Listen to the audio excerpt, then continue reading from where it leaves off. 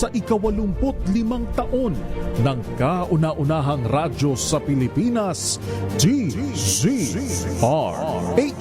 Sama-sama tayo. Isang bansa, isang radyo, iisang hangat na mapabuti ang bawat Pilipino. Sa pagdiriwang ng 85 taon ng DZRH,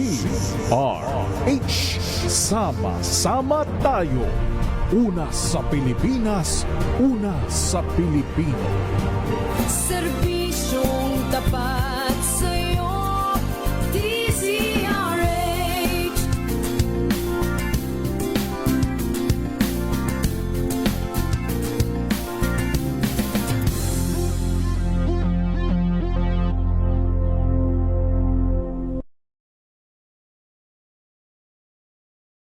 Alamin ang mga maiinit na isyung pambayan, mga balitang kailangan mong malaman, usapin sa pamahalaan, politika, ekonomiya at kabuhayan. Ito ang mga dapat mong malaman, pakialaman at pag-uusapan dahil kayo ang tinig ng mamamayan dito sa Damdaming Bayan. Live sa DZRH Radio, DZRH TV at DZRH Digital. Kasama sina Lakay, Deo Macalma at Elaine Apit. Araw-araw, Lunes hanggang Biyernes. Damdaming Bayan.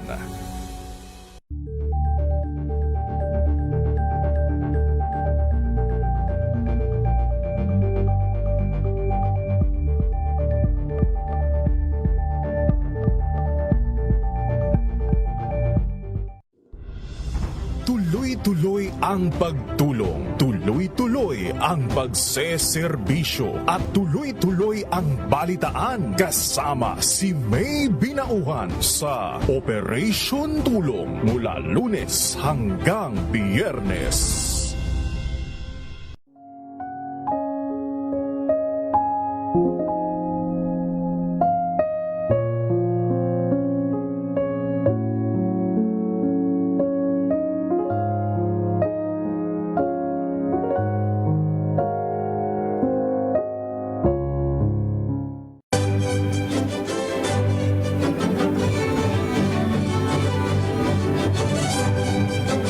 Ako po si Lisa Macuja Elizalde na nag-aanyaya sa inyong samahan kami muli sa pagbabalik ng Art to Art alas 3:30 ng hapon dito sa DZRH Radio at DZRH News Television.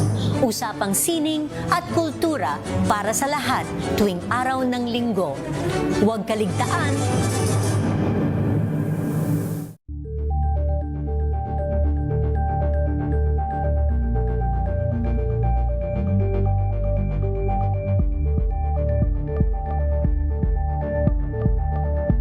Humahataw, humahagupit, lumalatay na komentaryo sa himpapawid. 2x2.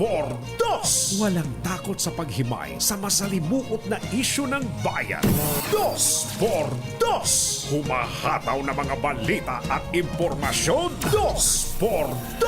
Ating damhin, ating lasapin ang hagupit na 2x2.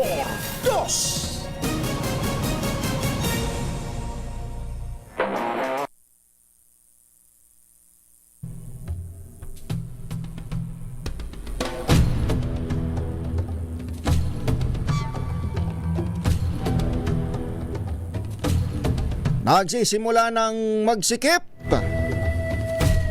ang mga pangunahing lansangan sa Metro Manila, lalo na itong ilang bahagi ng EDSA na may mga katabing o nagkakanlong sa mga provincial bus terminal.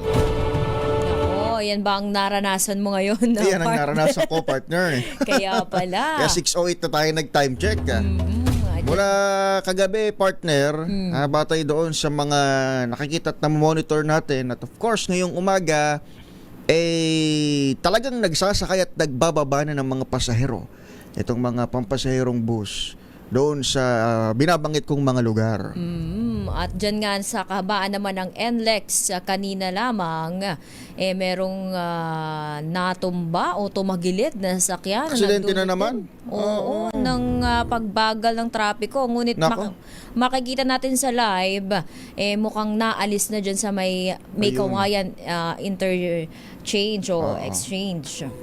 Ingat-ingat ho sa ating mga motorista. Kahapon pinag-uusapan namin dito ni partner yung libreng hatak ng NLEX kapag may towing. aksidente. Huwag nyo na masamantalahin. Mas maganda ho na hindi nyo ho nagagamit Yun. yung ganitong klase ho ng mga serbisyo. Pero eto na, dito sa may EDSA Pasay, marahil dyan sa EDSA Cubao mula kagabi. At dito naman sa NLEX, yung binabanggit natin, may mga insidente na tayo.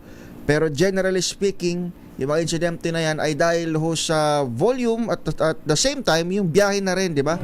Ng ating mga kababayan na inaasahan din naman ngayong Miyerkules Santo. Kaya mag-ingat-ingat po tayo at yung paalala nga ng ating mga otoridad, hindi lang sa mga driver, kundi sa mga biyahero mag-ingat, lalo na't dagsa nga ang mga kasama natin sa mga pampublikong transportasyon. Mag-ingat din sa mga pagsamantala, yung mga mandurukot. At saka yung mga salisi. Ayan. Yun, mga salisigang na talagang sasamantalahin itong mga crowded place, lalo na't ngayon na magkisidagsaan na ang ating mga travelers. Maliban ho dyan sa mga binabanggit ho natin, hindi lang kalsada yung atin hong mga binabantayan sapagkat gustuhin man nating maging mapayapa at matiwasay, maayos yung atin hong pagpasok dito ho sa mga banal na susunod na araw pagdating ko sa mga kaibigan kapatid ho nating Katoliko. Ito hong mga mahal na araw kung tawagin sa Semana Santa. Isa hong trahedya rin ang naitala dyan sa karagatan naman, partner. Ay, oo. Bagamat hindi naman ito passenger vessel, hindi naman ito yung mga binabantayan din nating barko na magatid ng mga biyahero, pasahero, pero nagkaroon din ng pagtaob ng bangka na itala dyan malapit sa may karagatan ng Mindoro Island. Occidental, Mindoro, dyan sa Rizal. At sa initial ngang ulat, ito daw ay isang dredging vessel at may kargang buhangin. Naghukay, papalawak, papalalim ng lupa. O kung hindi man naghahakot talaga ng minerals, partner. Hindi pa alam kung anong sanhi nitong pagtaob nitong barko na ito, pero hindi meron ng isa ang kumpirmadong nasawi na Chinese national. Ayun. Kaya yun ho yung sinasabi ho natin, bagamat hindi ho yan passenger vessel, araw doon sa atin hong mga nasa pamtalan at lalo na yung mga officers natin, yung mga crew ng iba't ibang sakyang pamdagat, siguruhin din natin na sana ay nasa kondisyon yung atin hong mga sasakyan at thankfully wala naman hong mga sama ng panahon, lalo pat hot and dry season pa ngayon, pero hindi ito dahilan para magpakampante. Nabanggit mo nga yung mainit na panahon. Sana naman, ready tayo sa panangga sa init ng panahon sa mga babiyahe. Yung mga magbi-beach. Yung mga magsiswimming ngayong araw. At sa mga susunod ng mga araw, sana all. Sana all. Dahil ang DOST Pag-asa ay patuloy pa rin nakamomonitor ng mainit na temperatura, partikular yung damang init o yung heat index kung tawagin. Sobrang init, no? Kaya't magdala po ng payong, ng mga, ano yun, yung payong handy fan. hindi para sa paugulan, ha? Papanangga sa init. Oo. Ay, at gaya nga ni partner na nakasombrero ngayon, para protektado ang bunbunan. Pag baby kasi, partner. Pero talaga pag baby, pinaprotektahan ng bumbunan. Kaya, ayun na. Magandang mag-ingat po tayo kasi yung heat stroke ngayon sobra di ba? May mga insidente nga tatala na epekto sobrang pa rin ng init. easterlies ata ito. 40 to 42 degrees Celsius sa ilang lugar. Habang 42 degrees Celsius and above sa ilan pang mga area. Mamaya subukan nating bakuha ang latest mula sa DOST Pag-asa.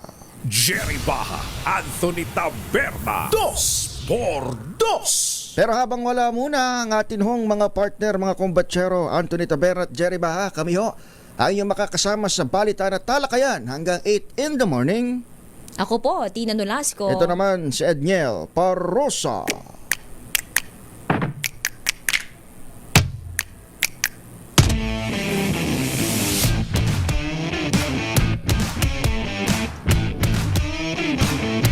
Bango na!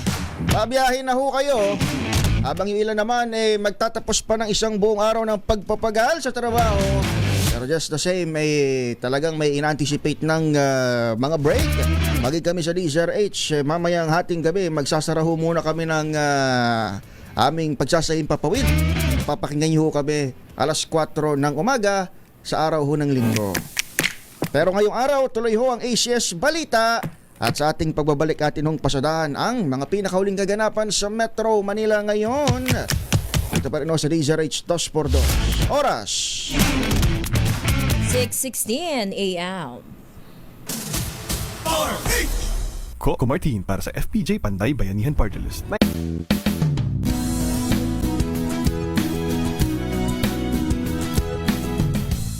Wow, ang saya.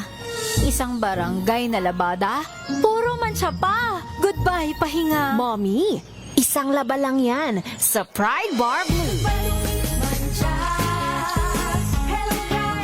May powerful stain-away enzymes na malupit sa dunit mancha.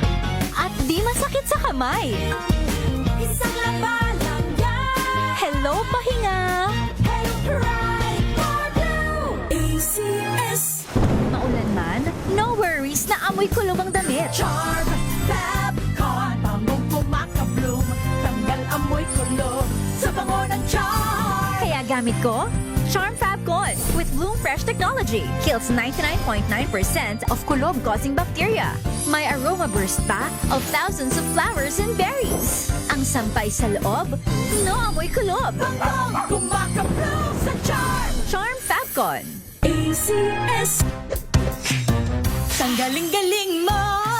Smart dishwashing paste ko. Pritong ulam na masebo. Plato ng kaldero. Tanggaling for everyday. Ganyan pag smart ang dishwashing paste. May double tanggaling formula. Tanggal ang sebo, tanggal ang bakterya. Bahid para walang bahid. Linis fantastic sa metal at plastic. Number 1 ko to. Tanggaling-galing mo. Smart dishwashing paste. ACS. Sa lahat ng bagay, simula pa lang, siguraduhing max protection na. Kasi pag kulang ang proteksyon, baka madaling masira. Sa ngipin, dapat may max protection din. Max Alaga ng Unique Toothpaste. With Max Protect Formula. Help stop cavities before they start. While keeping breath fresh. Try Unique Maximum Fluoride Protection. Para Max Alaga, Max Protektado. ACS. Bakit panatag ang loob ko sa MX3? Kasi tested and proven ito na may alpha, beta at gamma mangosteen. Mga natural na nutrients mula sa mangosteen. Meron din itong seal of quality excellence at manufactured sa GMP at ISO certified na planta. MX3 capsule is my choice. Tunay, natural at original. Mahalagang paalala, ang MX3 capsule ay hindi gamot at hindi dapat gamiting panggamot sa anumang uri ng sakit. Ano ang gusto mo mabago sa buhay mo? Ang anak ko kasi binubuli, may depression. Paano ko kaya siya matutulungan? Opera ng nanang ko. May lumlum kaming itiutang. Sa bagong boses sa Senado tayo, Camille Villar! Gumawa ng batas pangkalusugan. Isusulong pa ang mas maraming tulong pangkalusugang mental at pisikal kay Camille Villar. Bagong boses, malakas ang bukas.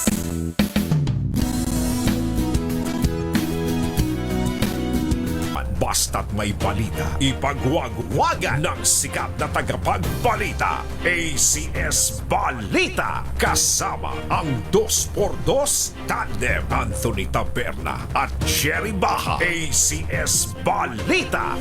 Ang programang ito ay hatid sa inyo ng ACS Manufacturing Corporation, ISO Certified, maker of world-class quality Pride detergent. ACS Balita. Magandang umaga, Pilipinas. Good morning, Metro and Mega Manila. Magandang umaga sa ating mga kababayan sa mga lalawigan at sa lahat ng Pilipino saan mang panig ng mundo. ACS Balita. Narito na ang ulo ng ating mga ACS Balita. Dedicated OFW Wings sa NAIA Terminal 3. Binuksan na. ACS Balita. Remittance rate noong Pebrero tumaas ng 2.7%. ACS Balita. Pamahalaan magdadagdag ng higit sa 1,000 healthcare workers sa Philippine General Hospital para palakasin ang mga serbisyong pangkalusugan. ACS Balita. 4 na bus company inisyuhan ng show cause order ng LTFRB dahil sa illegal terminal sa Pasay City. ACS Balita. Tumatakbong mayor sa Pasay City, pinagpapaliwanag ng COMELEC. ACS Balita. At party-party sa Boracay, bawal sa Biyernes Santo. ACS Balita. Yan ang headlines ng ating balitaan ngayong araw na ito ng Wednesday, Miyerkules Santo, Abril 16, 2025. Sa ngalan ho ni na Anthony Tabera at Jerry Baha, kami ang inyong makakasama hanggang alas 8 ng umaga. Ako po, Tina Nolasco. Ito naman si Edniel Parrosa. ACS Balita. ACS Good News. Bukas na ang OFW Wings sa NAIA Terminal 3 na inaasahang makatutulong para maging mas mabilis at mas episyente ang immigration processing sa mga papaalis at paparating na mga overseas Filipino worker. Ayon kay Communications Office Undersecretary at Palace Press Officer Claire Castro, ang binuksang OFW Wing sa NAIA Terminal 3 ay inisyatibang sumusuporta sa direktiba ni Pangulong Bongbong Marcos na pagbutihin at gawing moderno ang mga serbisyo ng gobyerno sa mga OFW. Sinabi ni Castro na bahagi din ito ng pagkilala at kontribusyon sa mga OFW pagdating sa ekonomiya ng bansa. Batay sa record ng BI, ang average na umaalis sa NAIA araw-araw ay higit sa 3,000 OFWs. Kaya dapat lamang na magkaroon sila ng special lane. Tumaas naman ng 2.7% ang remittance ng mga overseas Filipino workers nitong Pebrero.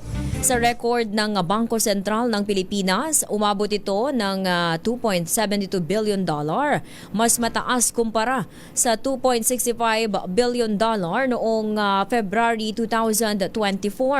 Ayon sa BSP, nakitaan din ng pagtaas ang mga personal remittance gaya ng cash at personal items nitong Pebrero na umabot sa 2.6% o katumbas ng 3 billion o mahigit $3 billion, mas mataas kumpara sa $2.95 billion noong Pebrero ng nakaraang taon.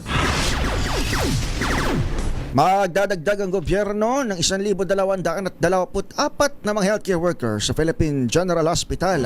Ayon kay Budget Secretary Amena Pangandaman, ang akbang na ito ay alinsunod sa direktiba ni Pangulong Bongbong Marcos na tiyaking may akses ang publiko sa quality healthcare service.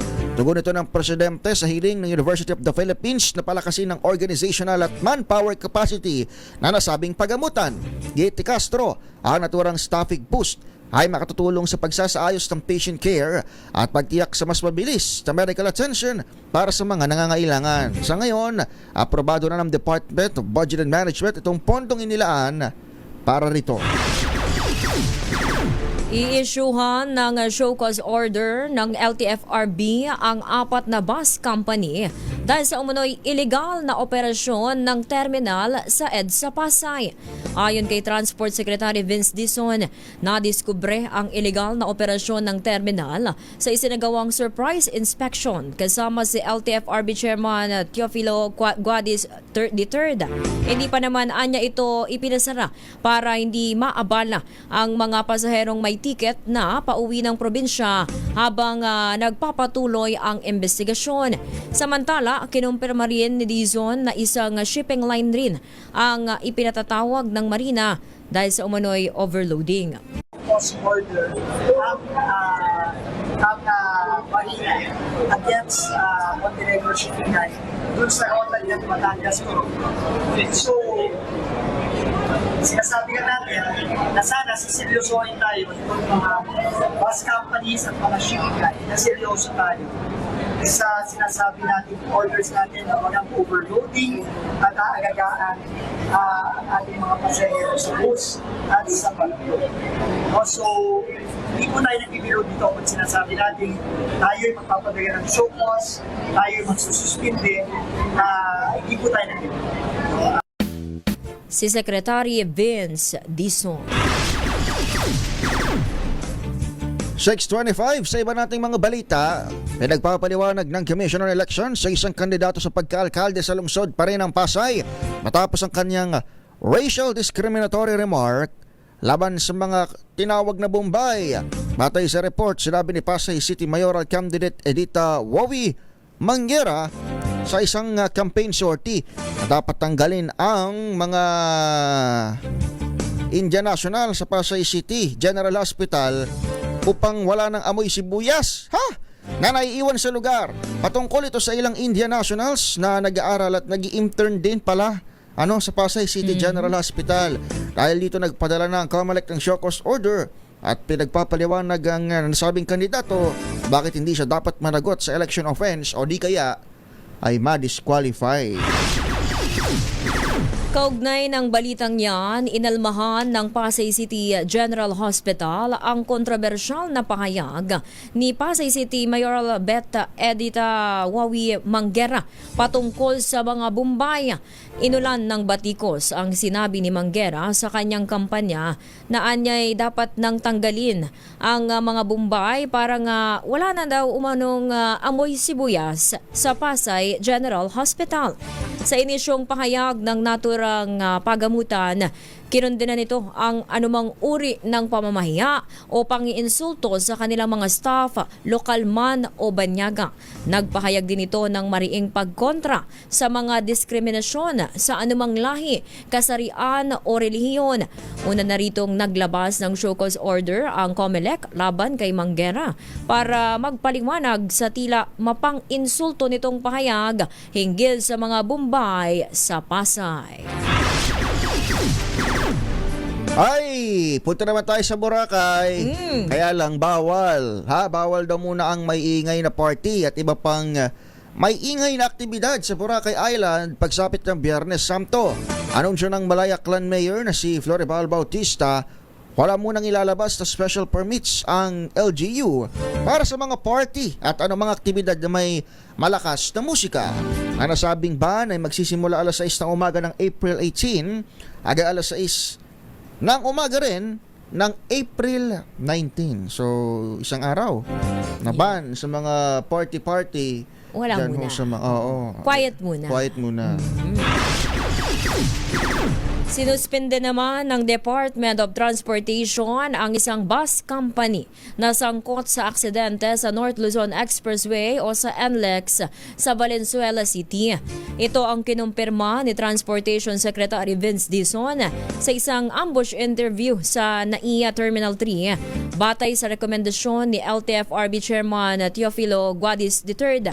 Sa ilalim ng LTFRB order, ipinataw ang 30 araw na preventive suspension sa bus company.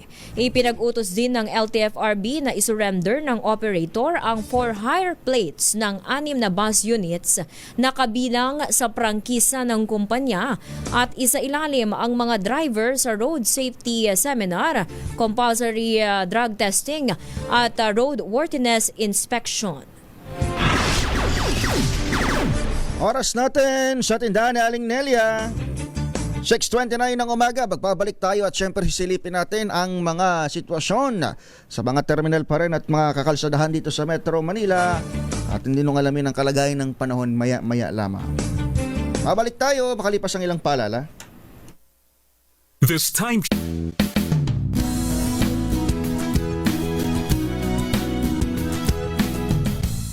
Wow, ang saya. Isang barangay na labada, puro mancha pa. Goodbye, pahinga. Mommy, isang laba lang yan sa Pride Bar Blue. May powerful stain-away enzymes na malupit sa dumit mancha. At di masakit sa kamay. Isang laba lang yan. Hello,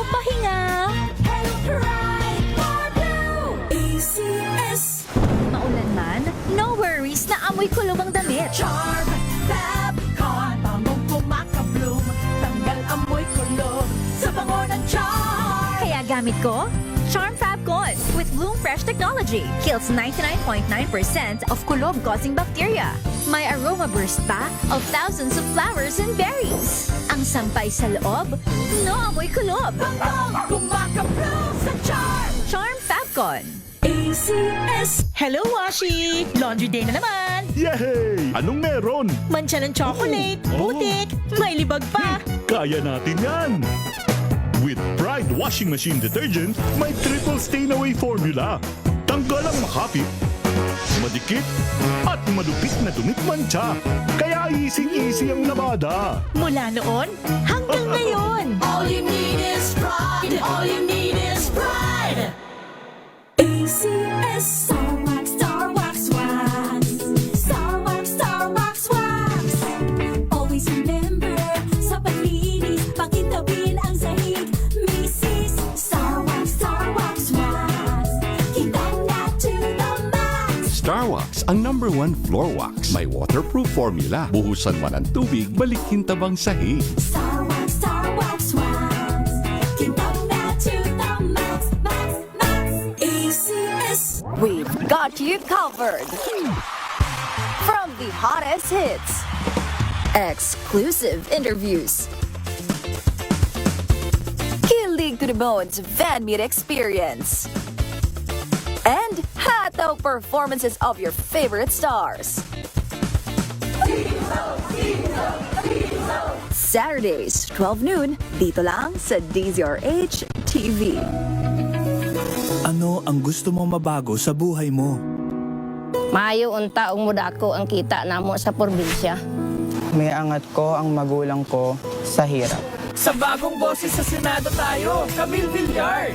May negosyenso program na nagbibigay puhunan, training at suporta. Isusulong pa ang kabuhayan para sa mas maunlad na kinabukasan. Kay Camille Villar. Bagong boses sa sentong bukas.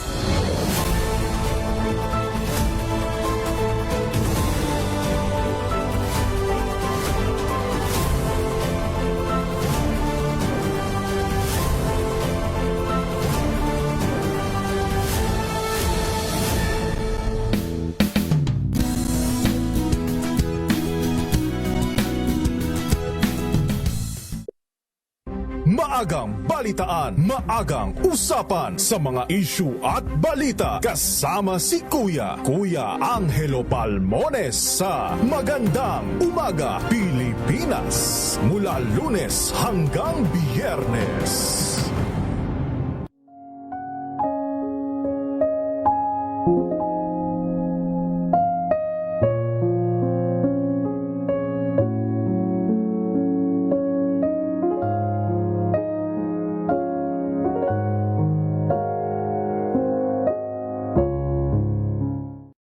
We've got you covered. From the hottest hits, exclusive interviews, kilig to the bones fan meet experience, and hataw performances of your favorite stars. Saturdays, 12 noon, dito lang sa DZRH TV.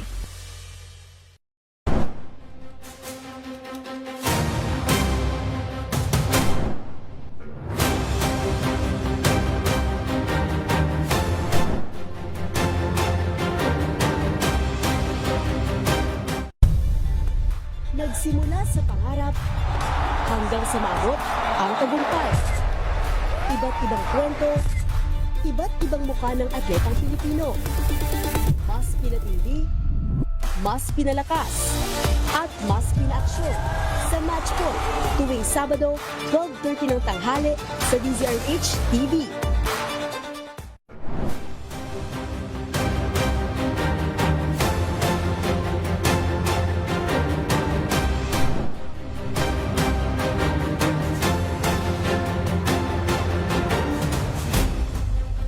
Alamin ang mga maiinit na isyung pambayan, mga balitang kailangan mong malaman, usapin sa pamahalaan, politika, ekonomiya at kabuhayan. Ito ang mga dapat mong malaman, pakialaman at pag-uusapan dahil kayo ang tinig ng mamamayan dito sa Damdaming Bayan. Live sa DZRH Radio, DZRH TV at DZRH Digital. Kasama sina Lakay, Deo Macalma at Elaine Apit. Araw-araw, Lunes hanggang Biyernes. Damdaming Bayan. Rita! Ang programang ito ay hatid sa inyo ng ACS Manufacturing Corporation, ISO Certified, maker ng world-class quality Pride detergent. 6:36. Balikan nga natin ang sitwasyon sa ilang mga lugar sa Metro Manila. Pero bago dyan, ay ating alamin muna itong magiging kalagayan ng ating panahon. Lalo pat ngayon na, partner, yung araw kung saan inaasahan yung pinaka-exodus ng mga motorista at mga babiyahe. Kung mayroon mga nakabakasyon na, yung mga maliligo sa beach. Gaano ba kasi pang-init ng ating panahon? Kasama natin si Ma'am Lori de la Cruz from DOST Pag-asa. Miss Lori, good morning. Welcome sa DZRH. Good morning din, sir, sa lahat ng ating mga tagapakinig. Ngayon nga po ay maaliwalas ng papawirin sa buong bansa at walang inaasahang malawakang pag-ulan. Pero yun nga, mainit at malinsang ang panahon naman ang mararanasan. So, pinag-iingat pa rin natin ating mga kababayan. Dito sa Metro Manila, ang maximum na heat index pwede umabot sa 41 degrees Celsius. Mainit po yun, pwede mag-cause ng heat stress at heat cramps. Samantalang may mga lugar din tayong pwede pong makapagtala ng hanggang sa danger level na heat index such as 42 hanggang sa umaabot sa 50 degrees Celsius na heat index. Sa mga lugar po ito ng Tuguegarao City, pwede pong umabot sa 42 degrees Celsius, sa Itiaga Isabela 43, Baler Aurora 43, Iba Zambales 42, gayon din sa Clark, Pampanga, 47 naman sa San Ildefonso, Bulacan, 44 sa Hacienda Luisita, Tarlac, 44 sa Cavite at 44 sa Tanawan, Batangas.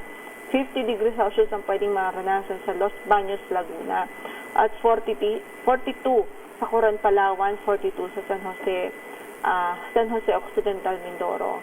Sa Pili, Camarines Sur, 42 din ho, kasama dyan ang mga lugar ng Rojas, Iloilo, maging dito po sa Catarman, Northern Samar. So sa mga lugar natin na nabanggit, patuloy natin silang pinag-iingat ng doble o triple dahil nga po posible ang heat stroke, lalo na kung matagal yung exposure sa ganitong klaseng init.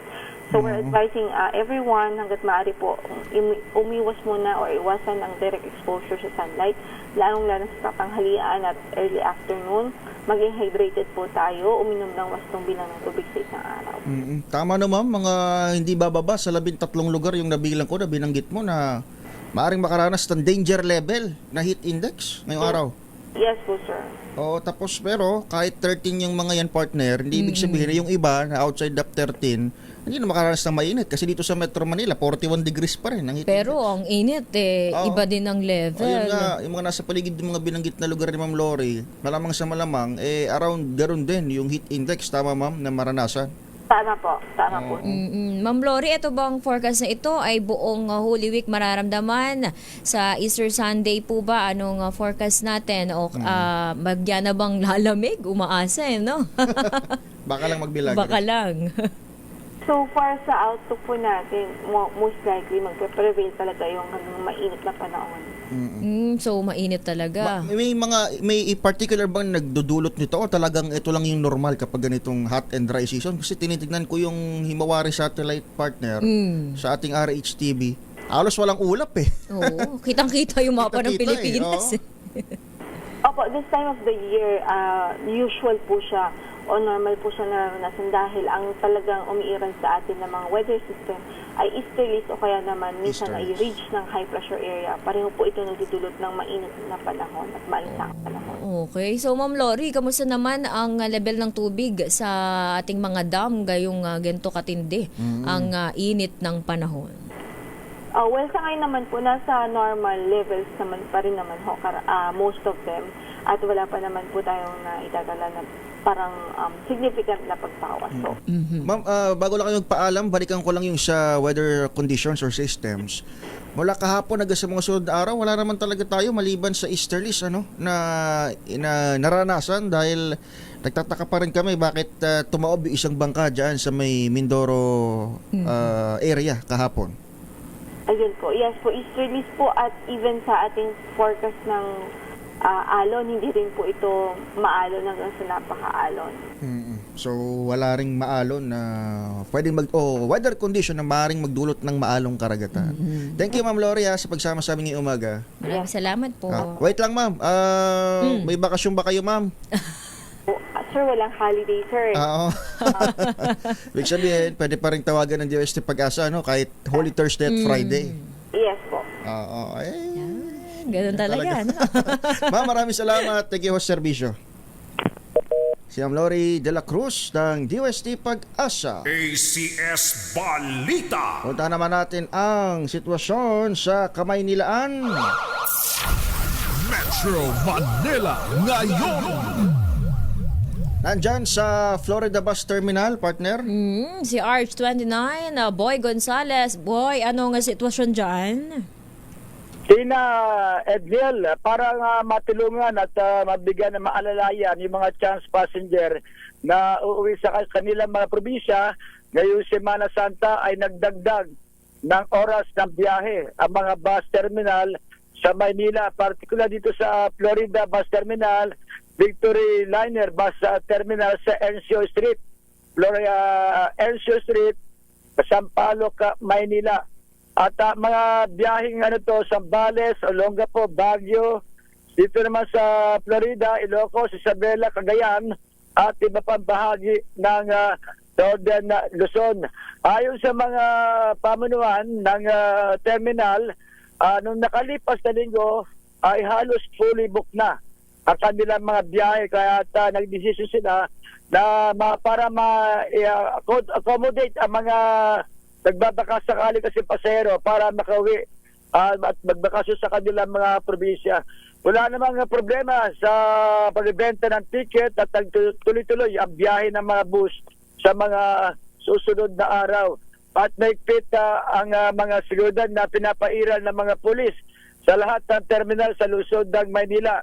Ayon kay Police Brigadier General Benito Guzman, ang OIC Director ng NPD, ay pinababantayan niya lahat ng mga bus terminal, mga simbahan sa lungsod ng Maynila at nag-iikot-ikot itong bagong hepe ng Manila Police District. Dito naman sa Encio, dumating na yung mga taga MMDA kanina ay medyo nagkakatraffic yung mga taxi driver na nag-aabang ng pasero sa kanto ng Encio at ng Lacson na Avenue. At dumating na yung dalawang tauhan ng MMDA. Pero wala akong nakita sa mga sumandaling ito na pulis na dapat ay nagbabantay dito sa naturang lugar. Pati yung mga taga-LTO, dapat ay nag-inspect sila ng mga bus patungo sa mga probinsya. Boy, dito si Bagel, yes. Isa lang sa akin yung kasi kanina naranasan ko na halos malate, na muntik na malate dito sa programa. Sapagkat yun nga oras na ito ng sakayan at babaan ng maraming mga pasahero sa mga terminal.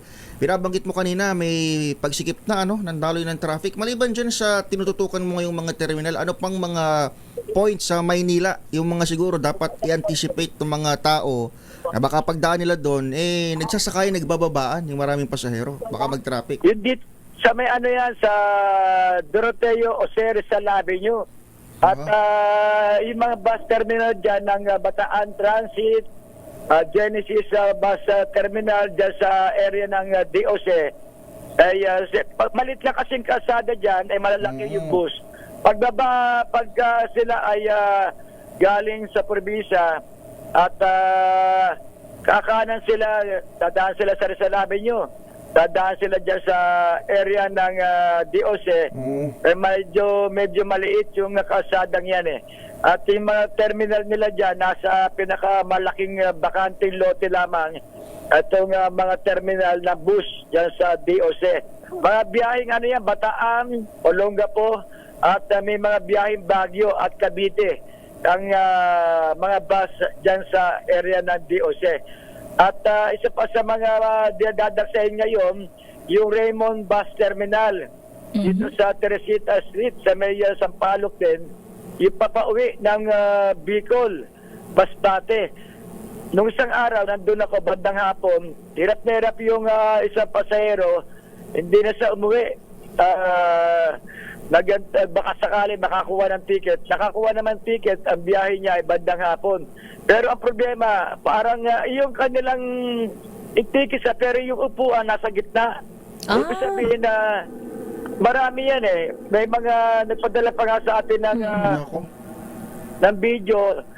Di ba kailangan ng nakaupo yung mga pasahero sa mismong upuan sa gitna ng ano. Yan, pagka yan na-inspect ng mga mga otoridad, makikita nila yan dahil sa sobrang dami kasi nakikiusap yung mga pasahero kahit sa gitna kumuha na lang ng upuan, pero problema yan 14 hours 14 na oras 15 oras nakaupo ka sa gitna ng bus. Yan yung nakikita natin dahilan. Sa passenger sila, pero ang upuan daw niya ay nasa gitna. Hindi man siya makasandal. Biro mo, 14 na oras ang biyahe, Oh boy. Saka penitensya. Naglabas ng pahayag ang LTFRB o sa ating panayam, bawal daw yung mga ganyan, partner. Pati nga sa standing, lalo na sa mga provincial bus dahil matagal ang biyahe. Bawal yung nakatayo, bawal yung nakaupo sa mismong pero talagang namimilit yung iba. Paano yung napapagbigyan ng mga pamunuan ng mga bus dito sa lungsod ng Maynila. Ang problema lang dyan ay yung overloading. Pagka ang sisi niyan sa bus company. Sinuri mo't lahat yung sasakyan mo dahil nagmagandang loob ka na magsakay ng mga pauwi. Nagkaroon ng problema, wag naman sana. Yun, ang sisi sa operator at sa driver din. Sa operator, nakikiusap talaga sila na tawag dito na makaupo. Yun ang naging problema. Bawal yun, di ba? Ang alam ko, bawal yun na... Saka, kaya nga nagbibigay ng special permit ng DOTR. Di ba? Para hindi ganyan. Para sa makasakay sa ibang mga bus. Para may ibang unit ng bus ang bumiyahe. Oo, yan yung dapat masubaybayan.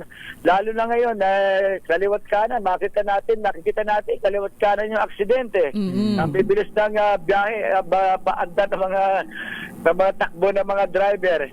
Kaya pinag-iingat din na mga otoridad. Meron na dumating dito, Edniel, Tina, may dumating na rito ng 2 pulis na dito sa nabanggit na lugar sa may Erncio Corner, Loyola. Narinig ka, boy. Yes. Narinig ka. Wala daw kasi kanina. Kasi nagtatapsilog lang sila Nag-breakfast lang Pero hindi kasi, sinabi ko lang wala. Baka nag-respond. At dumating na, nagmamadali pa, 2 nakamotor. Ayun, nagmamadali pa talaga. Nanginginig pa, boss boy. Ingat ka, mainit ngayon, mainit. Edlet, masipag yung yung bagong hepe, nag-iikot siya, Wow. Sa mga PCP, sa mga station, mga presinto. Siyempre, pagka nakita natin umikot sa mga bus terminal yan, mauudyo kanya yung mga tauhan niya na magbantay ang mga pulis Manila sa mga bus terminal. Pero yan naman talaga ang kanilang duty. Bantayan yung mga bus terminal, ang mga simbahan. Mamaya mag-report tayo dahil maraming kasada sa Maynila isasara bukas ng gabi. Dahil sa procession sa kinabukasan diyan sa simbahan ng Quiapo. Ito si Boy Gonzales para sa DCRS, una sa Pilipinas, una sa Pilipino. Maraming salamat, Boy Gonzales. Yan ho ang kabuuan ng ating ACS Balita, 6:49 ng umaga. Balitang makatotohanan, balitang maaasahan. ACS Balita. Ang programang ito ay hatid sa inyo ng ACS Manufacturing Corporation, ISO Certified, maker ng world-class quality Pride detergent.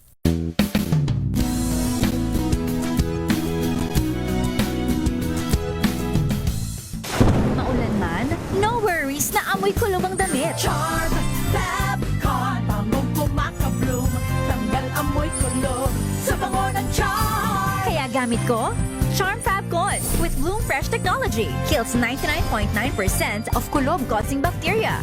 May aroma burst pa of thousands of flowers and berries. Ang sampay sa loob, no amoy kulob. Bangong kumakabloom sa Charm. Charm Fabcon. ACS.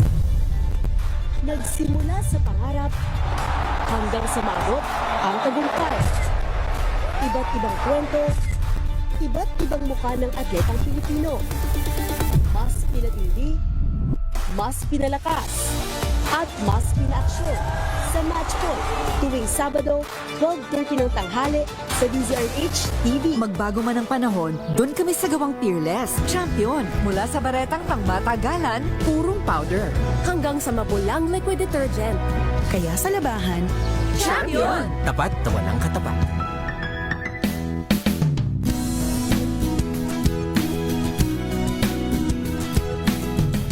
Magbago man ang panahon, doon kami sa gawang Peerless, champion. Mula sa baretang pangmatagalan, purong powder.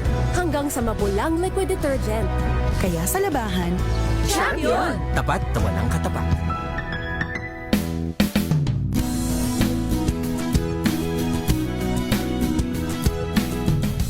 Magbago man ang panahon, doon kami sa gawang Peerless, champion. Mula sa baretang pangmatagalan, purong powder. hanggang sa mapulang liquid detergent. Kaya sa labahan, Champion! Tapat na walang katapat.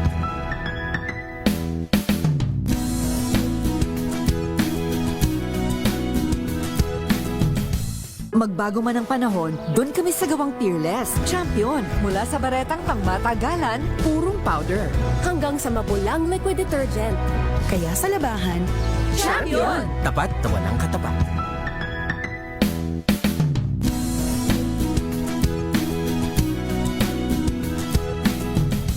Magbago man ang panahon, doon kami sa gawang Peerless, champion. Mula sa baretang pangmatagalan, purong powder.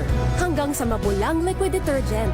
Kaya sa labahan, Champion! Tapat na walang katapat.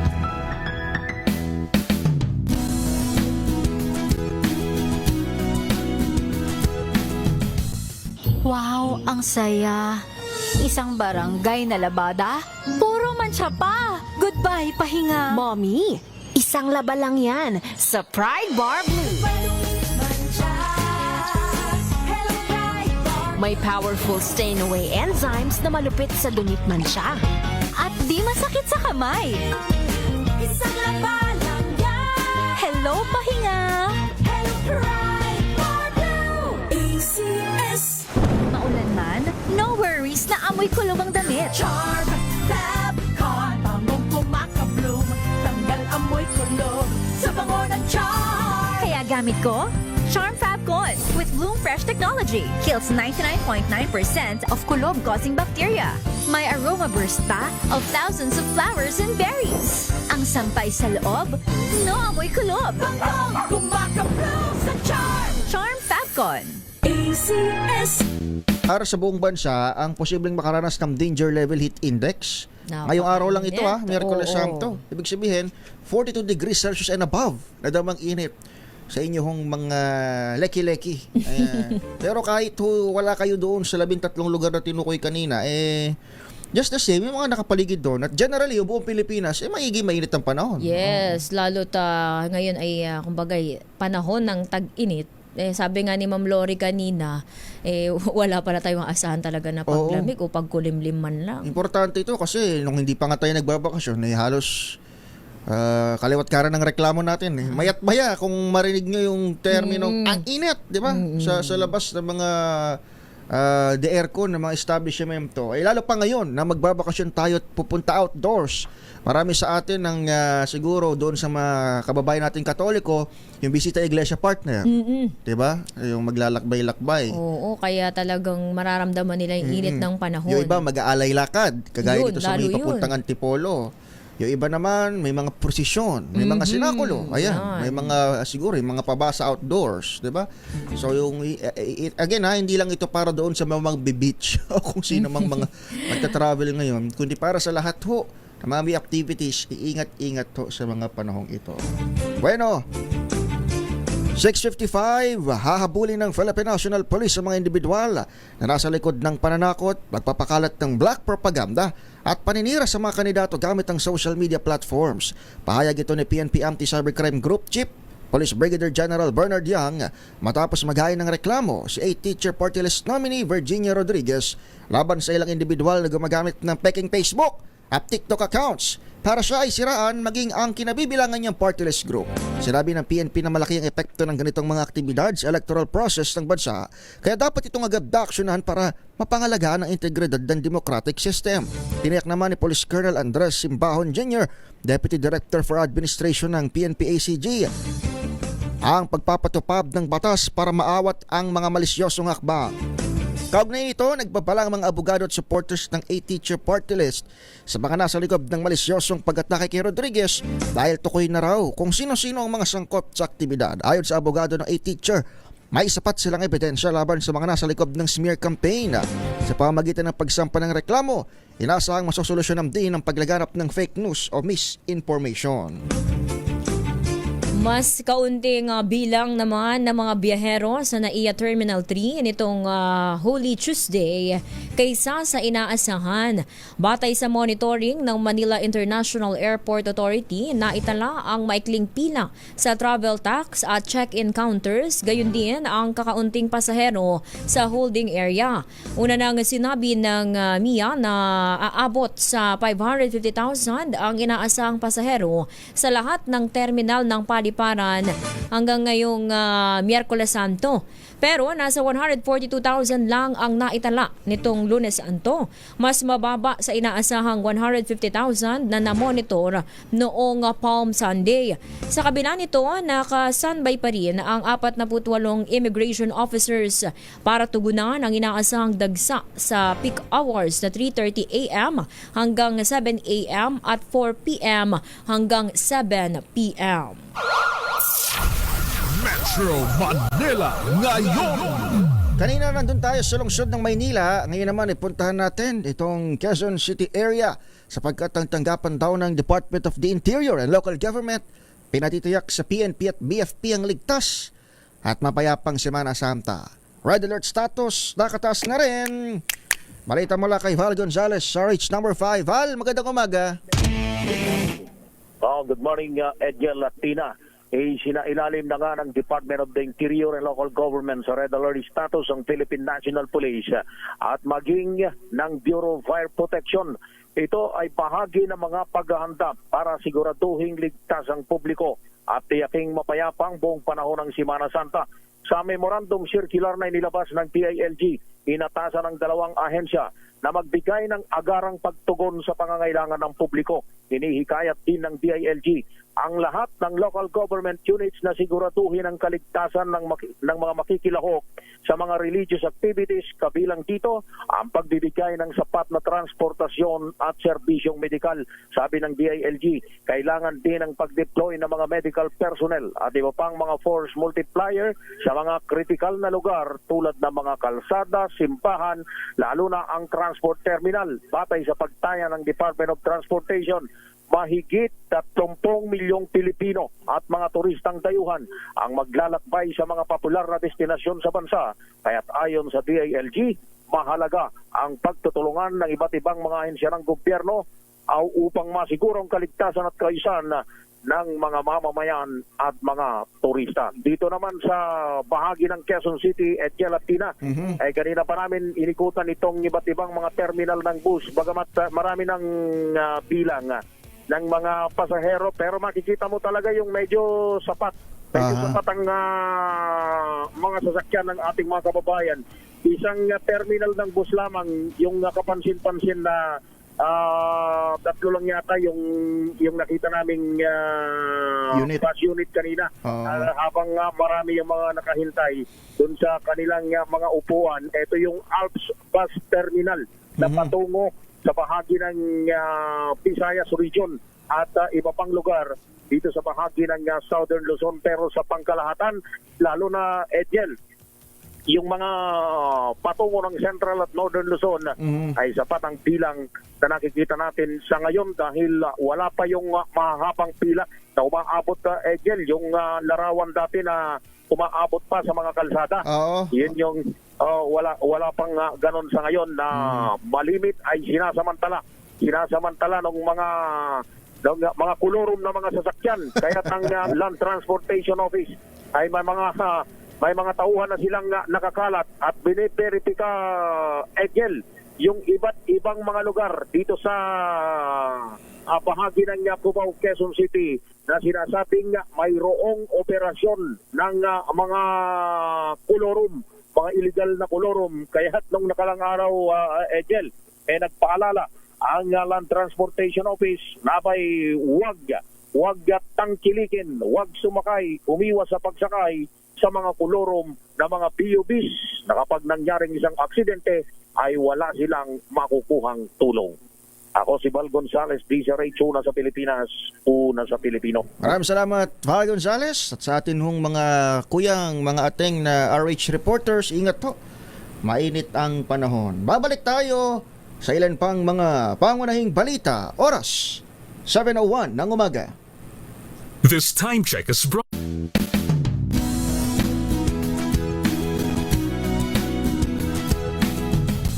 Tinesting, sinuri, siniyasan. Ang resulta? Super effective ang Shield sa pagpatay ng bakterya at virus. Shield Antibacterial Soap. Believe ang mga eksperto sa Philippine Nurses Association. At si Mami, Tiwala ako sa Shield. Shield Antibacterial Soap. Napatunayang mabisa. Ang mga nurse, tiwala. Magbago man ang panahon, doon kami sa gawang Peerless. Champion, mula sa baretang pangmatagalan, purong powder. Hanggang sa mabulang liquid detergent. Kaya sa labahan, Champion! Tapat na walang katapat.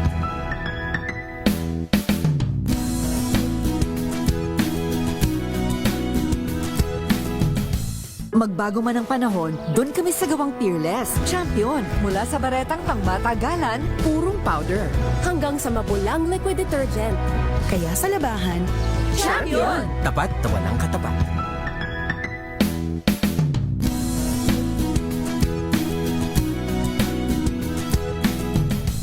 magbago man ang panahon, doon kami sa gawang Peerless. Champion, mula sa baretang pangmatagalan, purong powder. Hanggang sa mabulang liquid detergent. Kaya sa labahan, Champion! Tapat na walang katapat.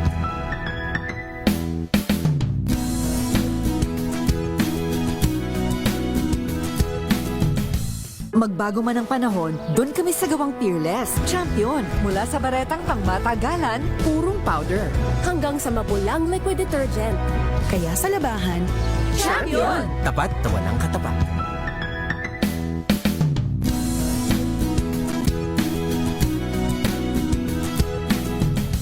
Nang umaga, mga nangunguna at mga bagong balita sa DZRH. Pangunahing balita.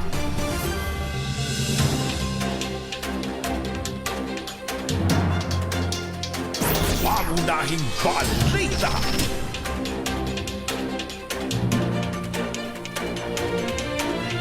Pangunahing balita. magandang umaga Pilipinas, good morning Metro and Mega Manila. Magandang umaga rin sa ating mga kababayan sa mga lalawigan at sa lahat ng Pilipino saan mang panig ng mundo. Pangunahing balita. Harito na ang ulo ng ating mga pangunahing balita. Pangunahing balita. Ship killer missiles ng Amerika narito na sa Pilipinas para sa balikatan exercises. Attorney Lambino at Cardema kinasuhan ng NBI sa fake TRO. Attorney Roque at Maharlika kinasuhan naman sa Polvoron video. Malacanang bumuelta sa itim campaign ads to Senator Amy. Bagay raw sa Duterte administration. PNP may lead na sa pagdukot at pagpatay sa isang negosyanteng Chinoy at driver nito sa Rizal. Immigration counters sa NAIA Terminal 3. Wala nang pila kahit dagsa mga biyahero ngayong Holy Week. At resulta ng third nationwide pre-election survey ng DZRH ilalabas mamaya sa programang Damdaming Bayan. Abangan po natin yan. Yan ang pinakamalalaking balitang ating tinutukan dito sa DZRH News Center. Sa ngalan ho ng buong perso ng kauna-unang radyo sa Pilipinas, kami ang inyong kasama sa balitaan. Ako po, Tina Nolasco. Ito naman si Edniel Parrosa. Pangunahing balita.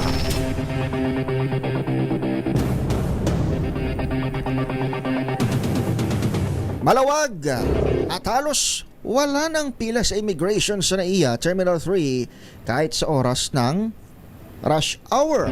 Yan ang masayang ibinalita ng Department of Transportation matapos magdagdag na immigration frontliner sa harap na inasahang pagdagsa ng mga pasahero ngayong Holy Week. Bukas na rin ang lahat ng 44 na immigration counters para sa mas mabilis na processing ng mga pasahero. Sa isang video na kuha noong isang linggo, umabot sa entrance ng immigration ang haba ng pila. Pero kahapon, Martes Santo, malawag at mabilis ang taloy ng processing sa immigration counter. Nauna rito, tiniyak ni DOTR Secretary Vince Dizon sa DZRH 2x2 na pupunan ng tauhan ng lahat ng immigration counters bilang tugon sa pagdagsa ng mga pasahero ngayong Holy Week. Pangunahing balita. Samantala, may lead na ang Philippine National Police kung sino ang nasa likod ng pagdukot at pagpaslang sa isang Filipino-Chinese na negosyante at kanyang driver. Ayon kay PNP Public Information Officer Colonel Randolph Tuano, mayroon na silang sinusundan na lead sa investigasyon. Pero tumanggi ang opisyal na tukuyin at maglabas ng iba pang detalye alinsunod na rin sa kahilingan ng pamilya ng biktima. Pagtitiyak ng pambansang pulisya, patuloy din ang tututukan ang kaso at positibo sila na hindi magtatagal at mahuhuli na rin ang mga salarin sa naturang krimen. Pangunahing balita. 7:07 ng umaga.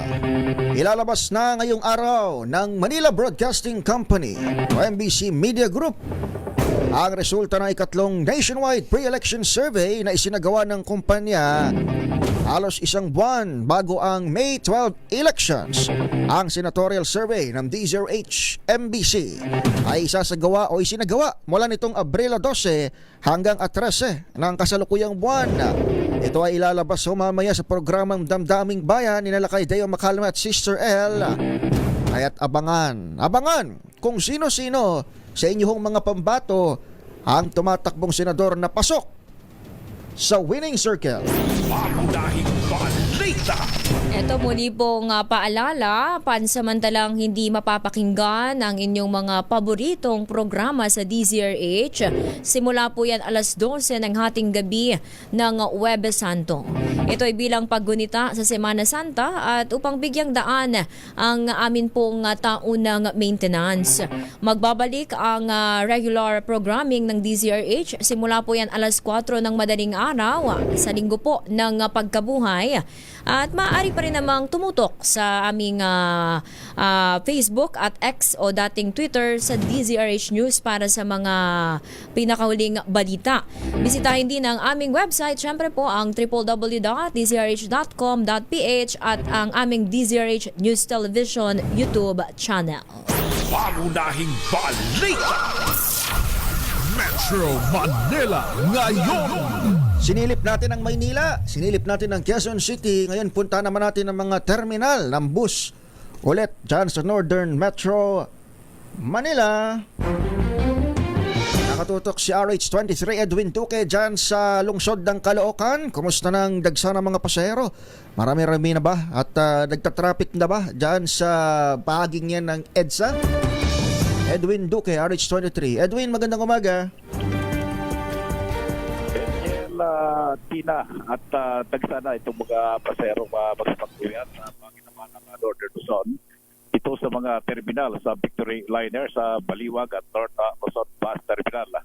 Ayon dito kay Ginoong Santos, ang head ng dispatcher ng Victory Bus, alas 3 ng madaling araw pa lang kanina ay puno na itong biyaheng Tugigaraw na kagabi pa lang ay dito na natulog yung mga kababayan natin. Samantala, at dumagsa din yung maraming pasahero pagdating alas 4 ng umaga na biyahe naman ang Davao at Tarlac. Sa ngayon ay puno na itong bus terminal dito sa may Caloocan. Karamihan dito Niel ay biyaheng San Fernando, Santa Cruz, Iba Zambales, Olongapo at Baguio. Kinumpirma ng opisyal na meron silang 70 aircon bus na handang magatid ng mga pasahero sa buong Northern Luzon at kung kukulagin naman ay meron pa silang mga extra trip na magagaling naman sa mga backup terminal sa Metro Manila. Hindi gaanong punuan naman itong ordinary bus ng Victory, lalo na itong biyaheng Bulacan, maging Baliwag Transit at karamihan na biyaheng Bulacan.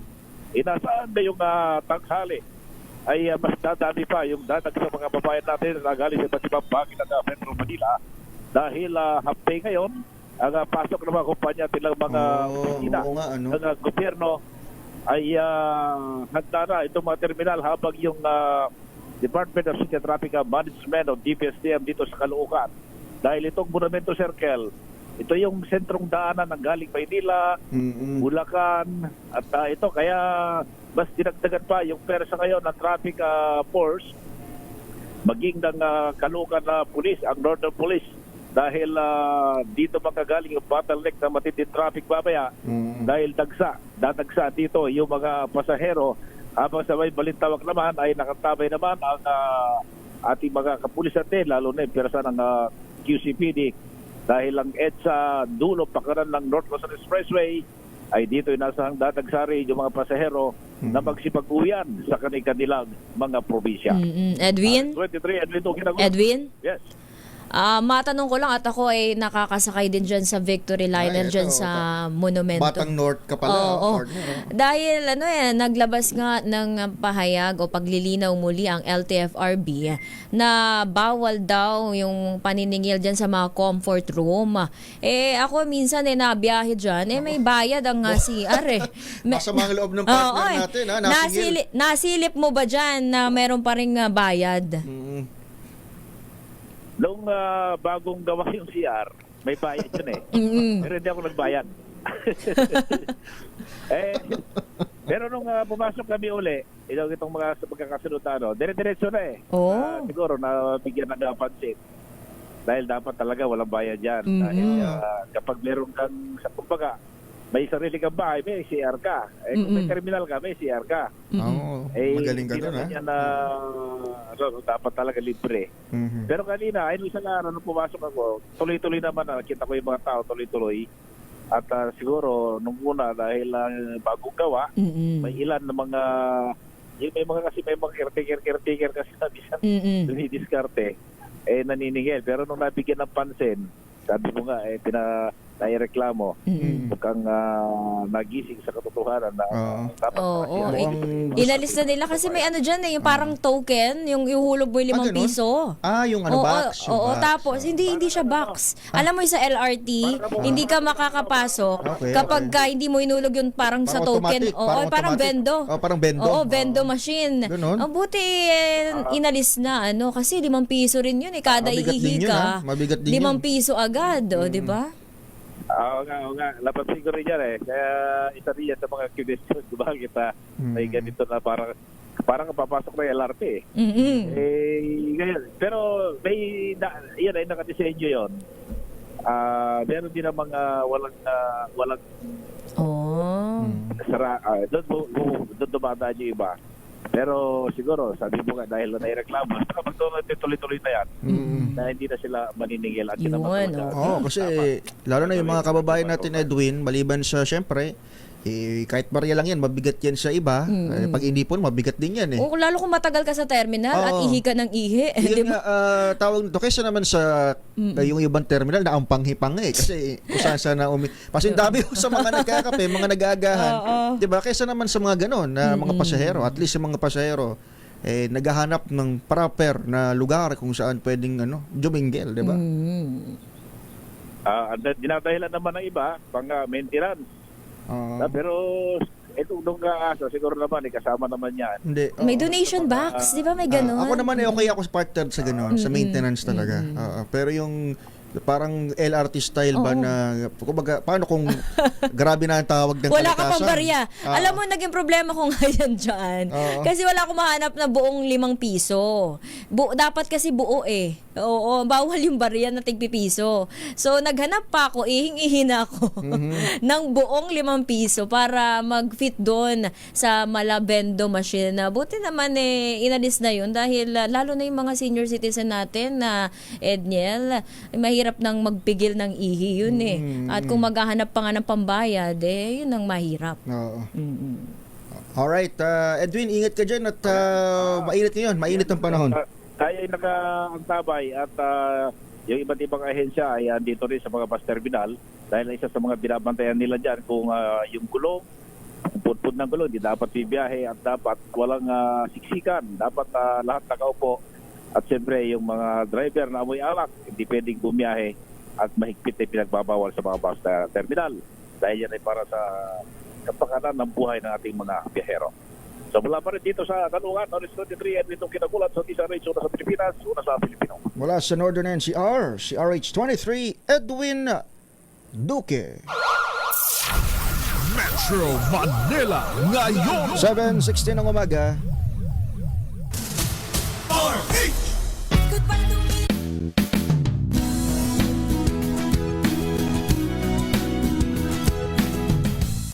Wow, ang saya. Isang barangay na labada, puro mancha pa. Goodbye, pahinga. Mommy, isang laba lang yan sa Pride Bar Blue. May powerful stain-away enzymes na malupit sa dumit mansya. At di masakit sa kamay. Isang laba lang yan. Hello, pahinga.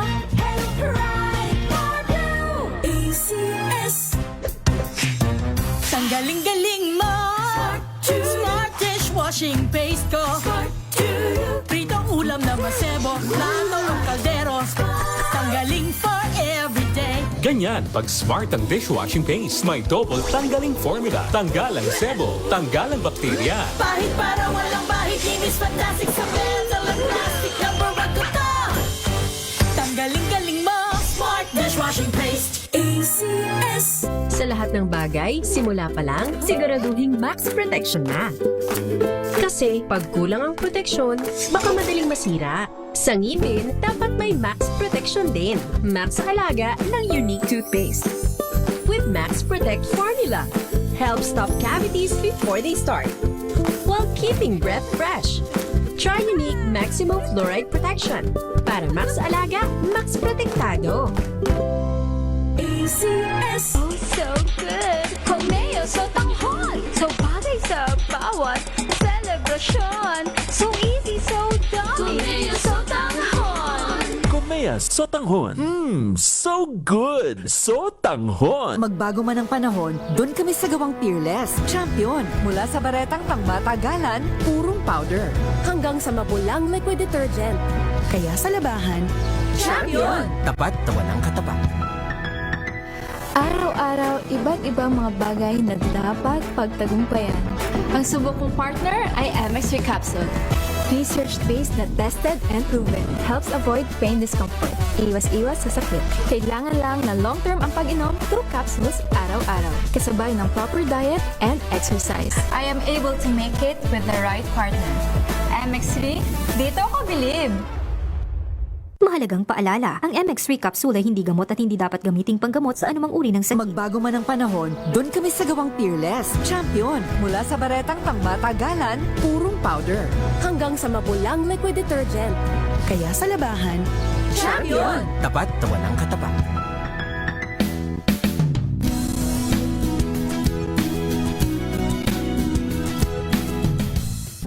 maagang balitaan, maagang usapan sa mga issue at balita. Kasama si Kuya Angelo Palmones sa Magandang Umaga Pilipinas. Mula Lunes hanggang Biyernes.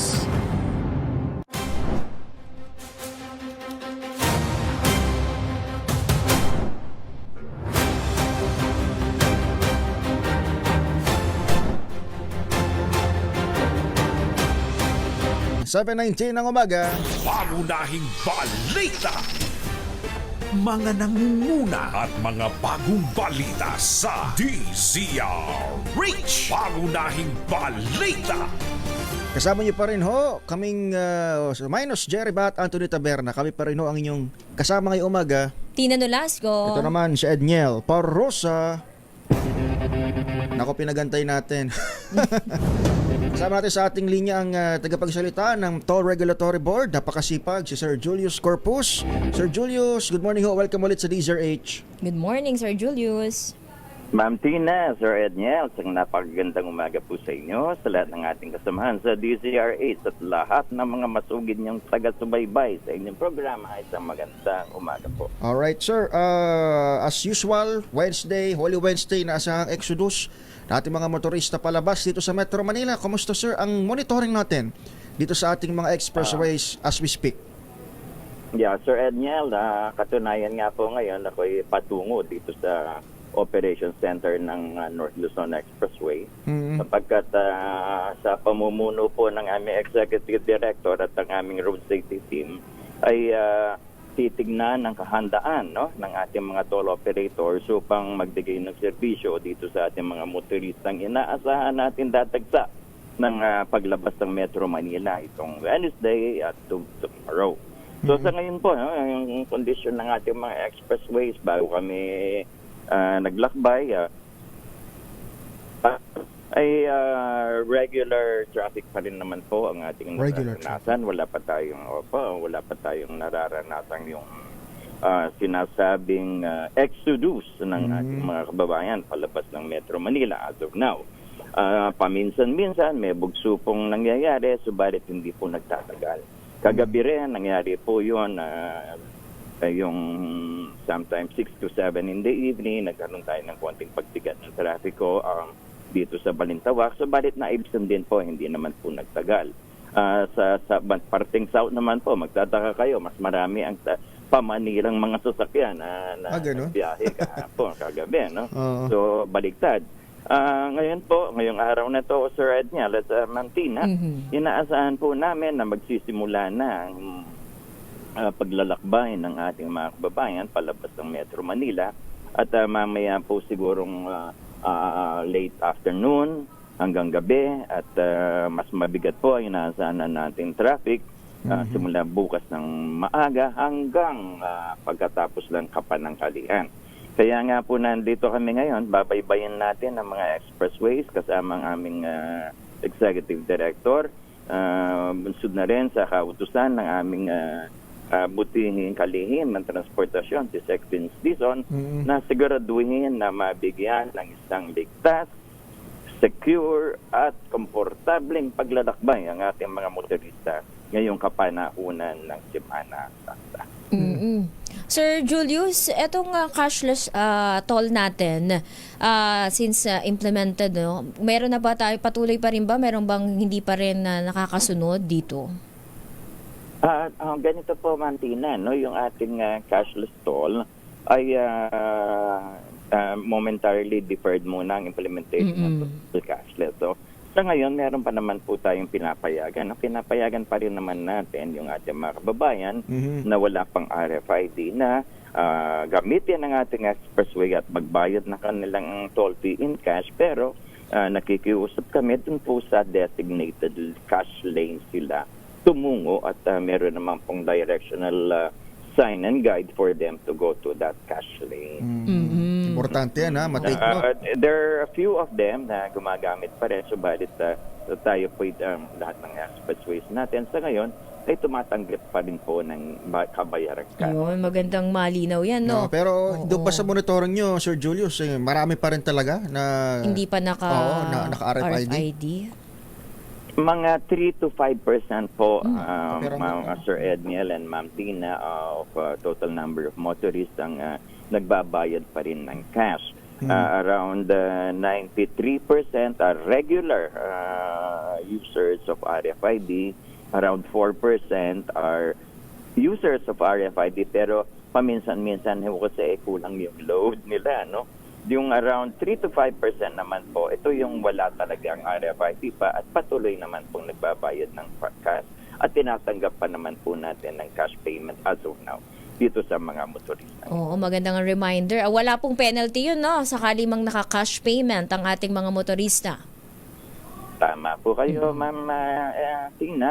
Subalit ang pakiusap namin, sana po doon sa designated cash lane sila pumila at huwag naman po dito sa mga RFID lanes sapagkat nagkakaroon po ng pagbagal ng daloy ng trapiko kung doon po sila dadaan sa RFID lanes natin. Sir Julius, kausap namin kahapon si Sir Robin Ignacio ng NLEX at mayroon nga silang libreng hatak kapag nagkaroon ng insidente, tapos mayroon ding ipapatupad na ilalatag na zipper lane. Sir, sa iba nating mga expressways, ano yung siguro mga ganitong klase ho ng mga programs or ano ba ito na tulong sa mga motorista ngayong Holy Week? Tama po kayo, Sir Edniel, no? Hindi lamang po ang NLEX, kundi lahat po ng ating mga expressways ay labis ang paghahanda nila upang matulungan at mabigyan ng tamang gabay ang ating mga motorista na maglalakbay ngayong kapanahunan ng Semana Santa. So, may mga mga nakaantabay pong mga medical personnel, ambulance, may mga mekaniko, may mga toll personnel sa ating mga toll plazas at mga ambulance tellers, may mga tow trucks na pre-positioned, may mga fire trucks na on standby din kung sakali kailangan, may mga quick reaction teams na tutulong dito sa ating distressed motorists. At yun nga po, maraming measures gaya ng counterflow measures kung kinakailangan na kailangan ibigay sa ating motorista kung nagbibigan na po ang daloy ng traffic. Ang pakiusap ko, Sir Edniel at saka Ma'am Tina, paalalahanin itong ating mga motorista na tandaan ang mga hotline numbers ng ating mga expressways. Pati na rin ang hotline number ng TRB na nakahandang tumulong kung sakasakaling may emergency man o may pangangailangan silang ready assistance sa ating Can I give them po para... Yes po, with your indulgence. Yes, please, sir. Oo, naibigay naman natin sa ating mga motorista itong mga numbers na to at sana po itandaan nila sa gano'n kung kailangan nila ng assistance, they can call. For NLEX, SSX, CALAX, Cavitex, ang number pong tawagan nila is 021-35 000. 30 po yun. Doon naman po sa SMC Group of Tollways, yung Skyway na IEX, Star Citex, 0253-188655. Sa MCX naman po, 02-7795-1629 at sa Toll Regulatory Board, 0962-055-1521. Alright, sir. Tandaan niyo po yung mga numbers na yan. Kung sakaling magkaroon kayo ng aberya, kailangan nyo ng assistance, tumawag po kayo sa mga number na yan at dapat po agaran kayong mabigyan ng tulong. Sir, reiterate lang natin para doon sa mga naghihintay ng traffic update. Malawag pa ngayon, historically speaking, mamayang hapon pa o bukas pa ng umaga. Ito inaasahan nating dagsa dito sa mga expressway. Tama po, Sir Reniel. Alright. Maraming salamat, Sir Julius. Salamat. Ingat po kayo at mainit po ang panahon ngayon. Thank you, Sir Bisyo. Maraming salamat po, Sir Edniel at Ma'am Tina, at sa muling pagkakataon na tutulungan nyo kami sa pagbigay ng impormasyon ukol sa ating mga expressway alang-alang sa ating mga motoristang gumagamit ng ating mga tollways. Maraming salamat po. Mabuhay po kayo. Si Sir Julius Corpus, tagapagsalita ng Toll Regulatory Board. Metro Manila ngayon, pangunahing balita. Sitwasyon pa rin yan dito sa paligid ng Metro Manila ngayon sa DZRH Pangunahing Balita, oras 7:29 ng umaga. This time check is...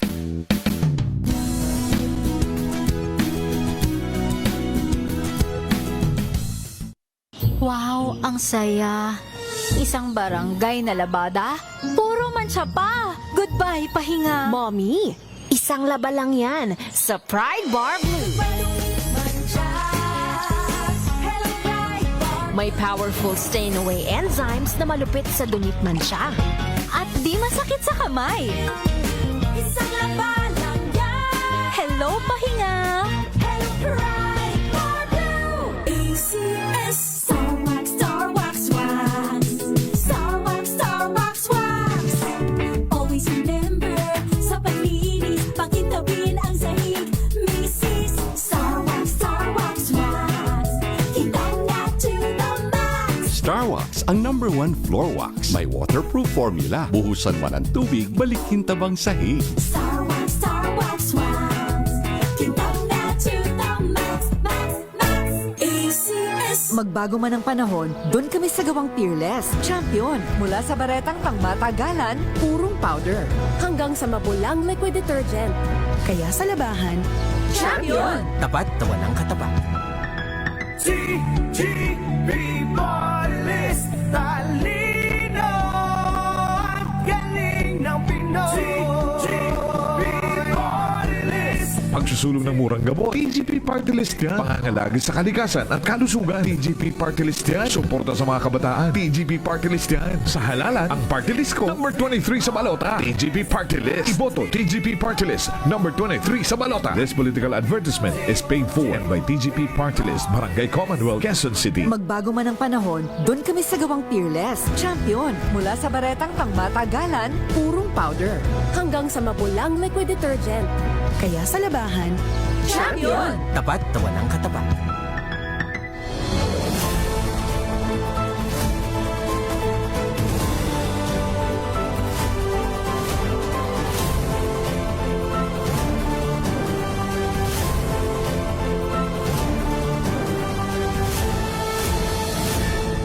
magbago man ang panahon, doon kami sa gawang Peerless. Champion, mula sa baretang pangmatagalan, purong powder.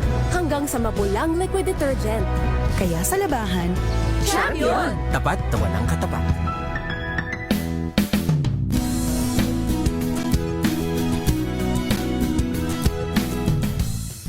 Maulan man, no worries na amoy kulob ang damit. Charm, Fab, Con, bangong kumakabloom. Tanggal amoy kulob sa bango ng charm. Kaya gamit ko, Charm Fab Con with Bloom Fresh technology. Kills 99.9% of kulob-causing bacteria. May aroma burst pa of thousands of flowers and berries. Ang sampay sa loob, no amoy kulob. Bangong kumakabloom sa charm. Charm Fab Con. ACS. Nagsimula sa pangarap hanggang sa maabot ang tagumpay. Iba't ibang kwento, iba't ibang mukha ng atletang Pilipino. Mas pinatindi, mas pinalakas, at mas pinaaksyon sa Match Point tuwing Sabado, 12:30 ng tanghali sa DZRH TV. magbago man ang panahon, doon kami sa gawang Peerless. Champion, mula sa baretang pangmatagalan, purong powder. Hanggang sa mabulang liquid detergent. Kaya sa labahan, Champion! Tapat na walang katapat.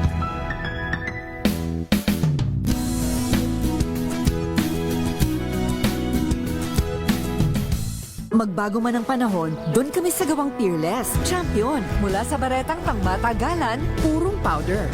Hanggang sa mabulang liquid detergent. Kaya sa labahan, Champion! Tapat na walang katapat.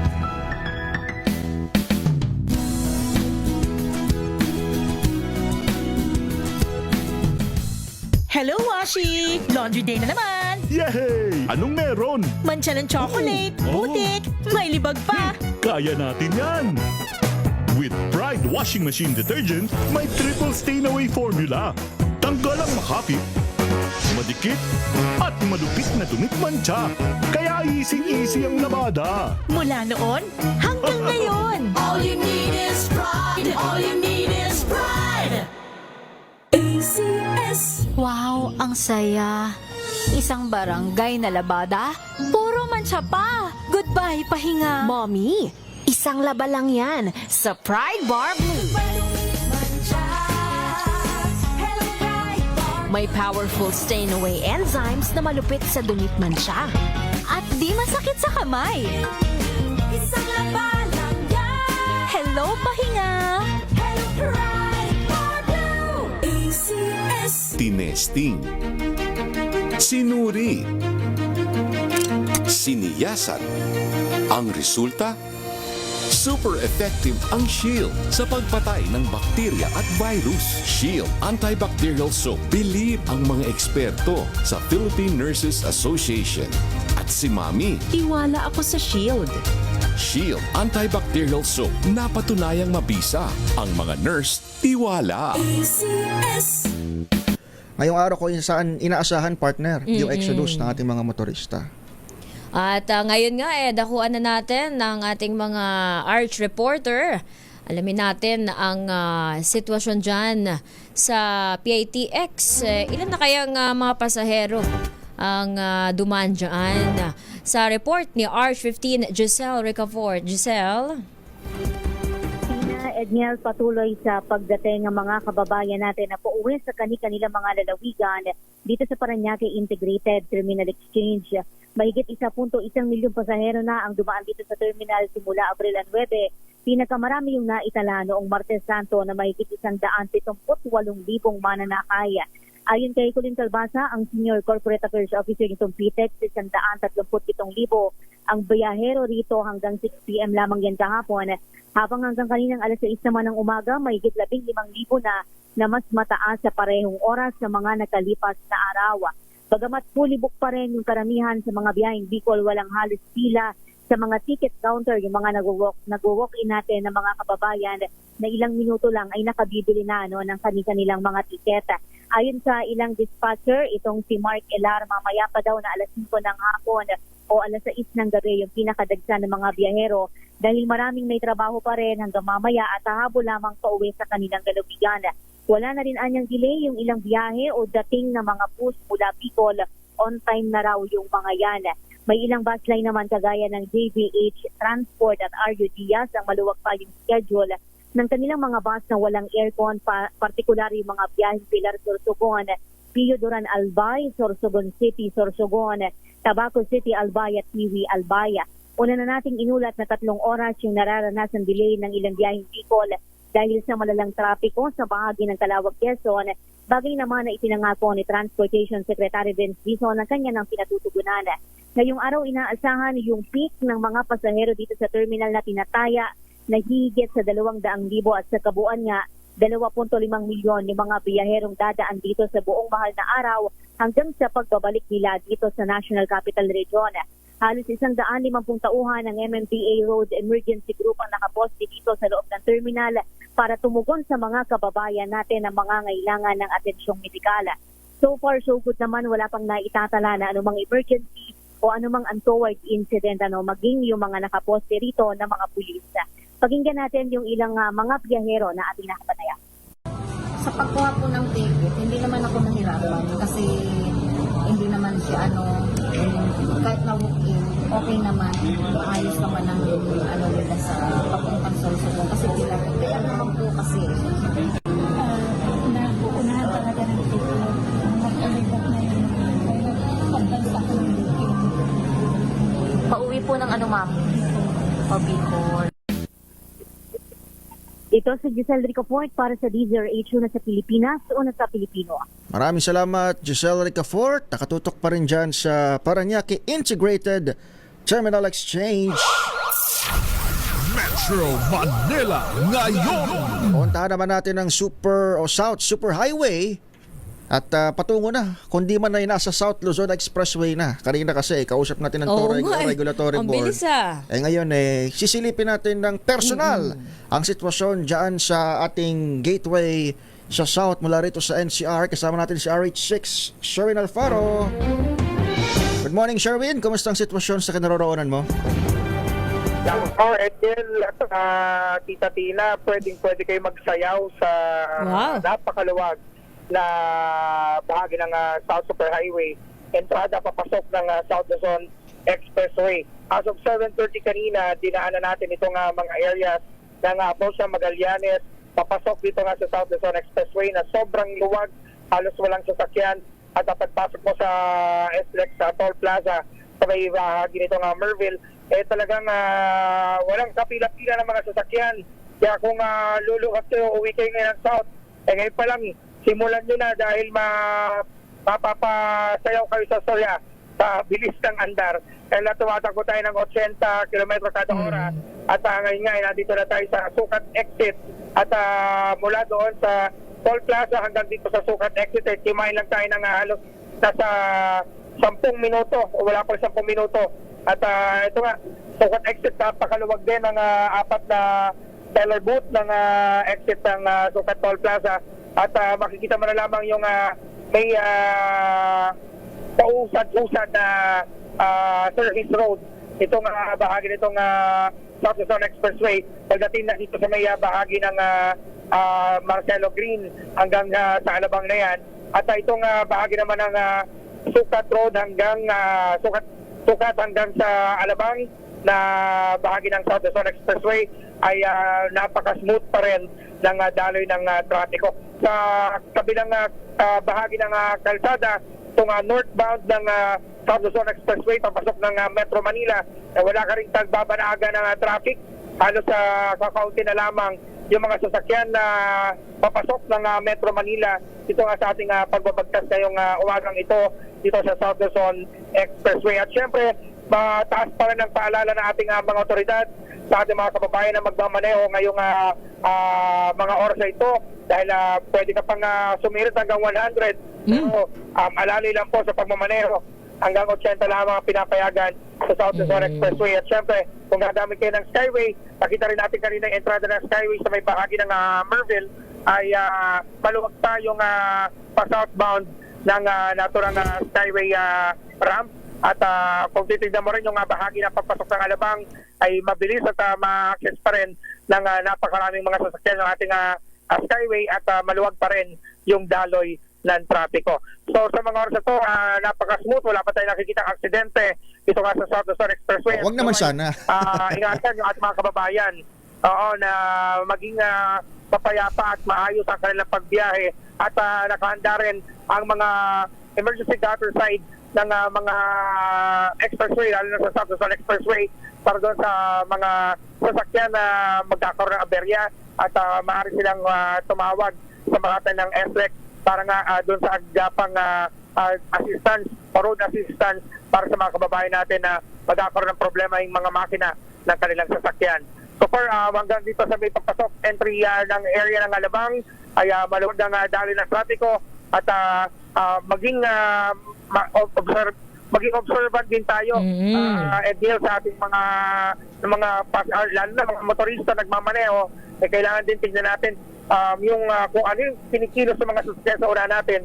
Kung sila ba biglang mag-stall o mag-stop, dapat magpag-warning tayo kagad na tayo rin na mag-stop para hindi tayo magkaroon ng collision o pagkakasunod-sunod sa mga banggaan dito nga sa mga major expressway ngayong araw na marami ang inaasahan natin na babiyahe paluwas ng Metro Manila at papunta sa mga destinasyon dito nga sa Southern Luzon, kagaya ng Quezon, Laguna at ng maging Bicol region. Yan ang Deezer H News, RH6, Sherwin Batal para Deezer H, una sa Pilipinas, una sa Pilipino. Maraming salamat, Sherwin Alfaro.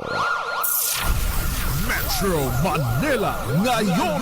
Pangunahing balita. Yan ho mga narinig nyo, mga sunod-sunod na reports, mga matatenga natin sa North, sa Caloocan, sa Quezon City, sa Maynila, at dito ho sa may Southern NCR, sa may PITX, hanggang sa SLEX. Yan ho ang sitwasyon sa Metro Manila ngayon habang papasok tayo doon sa pinakamahal na araw, ngayon hong Semana Santa. Pero kahit ho Holy Week break para ho sa marami sa atin, tuloy pa rin ho ang pagawantay ng MBC Deezer H dito ho sa ating hong sitwasyon, lalo pa may kaugnayan sa halalan. Ngayon ho ay pumasok lang ho tayo sa panahon na less than a month na lamang at buboto na ulit tayo at maghahalal ng mga panibago ho nating mga opisyal. Kaya mamaya ho sa susunod na programa sa Damdaming Bayan with Deo Macalma ay amin hong ulit ilalabas sa panibagong resulta ng aming pre-election survey. Ito na ay ikatlong nationwide pre-election survey na isinagawa Halos isang buwan nga ngayong bagong mag-eleksyon, itong senatorial survey ng MBC-D0H ay isinagawa April 12 hanggang April 13. Abangan mamaya sa programang Damdaming Bayan ni kay Deo Macalamat Sister L, sino-sino sa mga tumatakbong senador ang pasok Sino sa kaya? winning circle. Bantay sarado na ng Department of Tourism ang mga tourist destinations ngayong Semana Santa matapos paganahin ang kanilang Regional Operations Center. Ayon kay Palace Press Officer at PCO Undersecretary Claire Castro, layo ng DOT na tiyakin ang maayos na pamahal at kaligtasan ng mga turista na tiyak na dadagsa sa mga destinasyon. Tinayan ng DOT, abot sa 30 milyon ang mga lokal at dayon turista sa bansa ngayong Holy Week.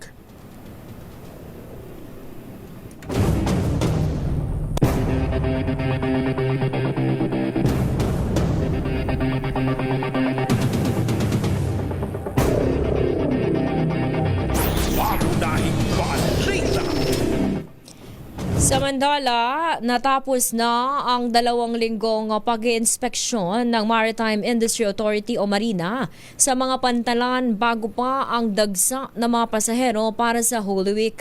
Ayon sa Marina, nagkasa sila ng intensified compliance monitoring drive sa 113 passenger ships sa iba't ibang port sa bansa mula April 1 hanggang April 12. Napag-alamang 10 sa mga ito ang sinuspinde dahil sa safety-related deficiencies.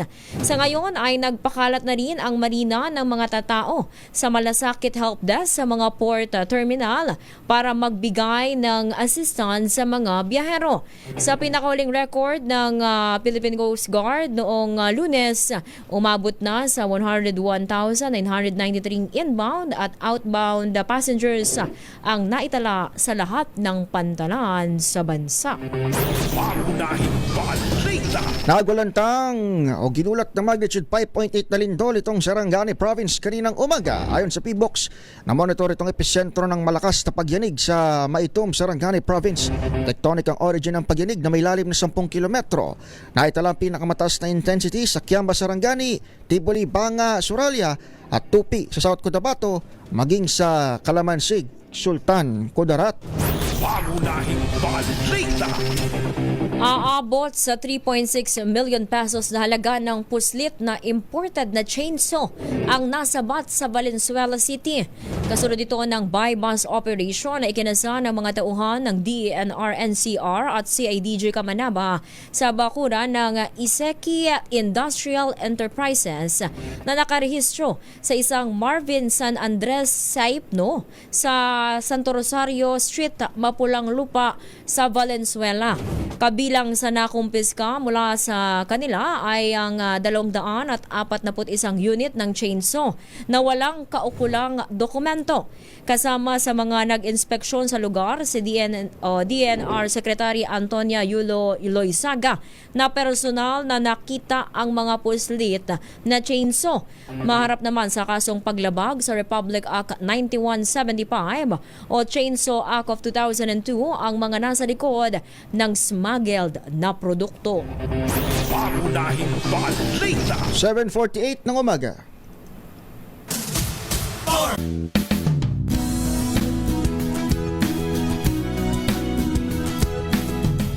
Magbago man ang panahon, doon kami sa gawang Peerless. Champion, mula sa baretang pangmatagalan, purong powder. Hanggang sa mabulang liquid detergent.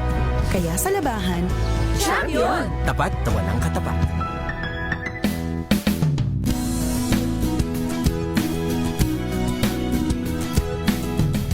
Magbago man ang panahon, doon kami sa gawang Peerless. Champion, mula sa baretang pangmatagalan, purong powder. hanggang sa mabulang liquid detergent. Kaya sa labahan, Champion! Tapat na walang katapat.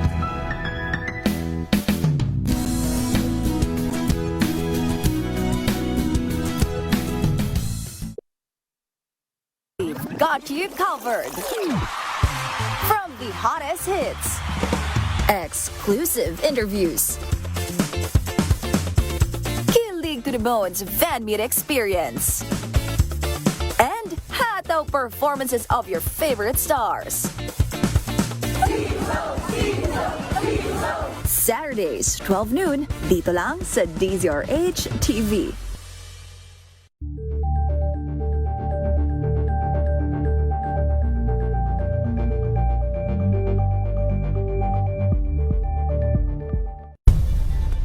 Nagsimula sa pangarap hanggang sa maabot ang tagumpay. Iba't ibang kwento, iba't ibang mukha ng atletang Pilipino. Mas pinatindi, mas pinalakas, at mas pinaaksyon sa Match Point tuwing Sabado, 12:30 ng tanghali sa DZRH TV.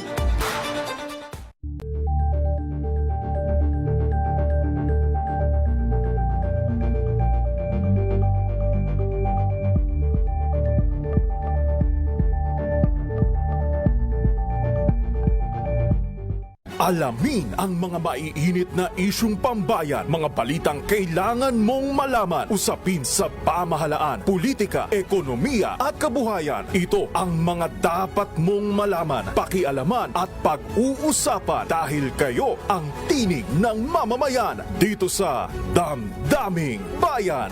Live sa DZRH Radio, DZRH TV at DZRH Digital. Kasama sina Lakay, Deo Macalma at Elaine Apit. Araw-araw, Lunes hanggang Biyernes. Damdaming Bayan.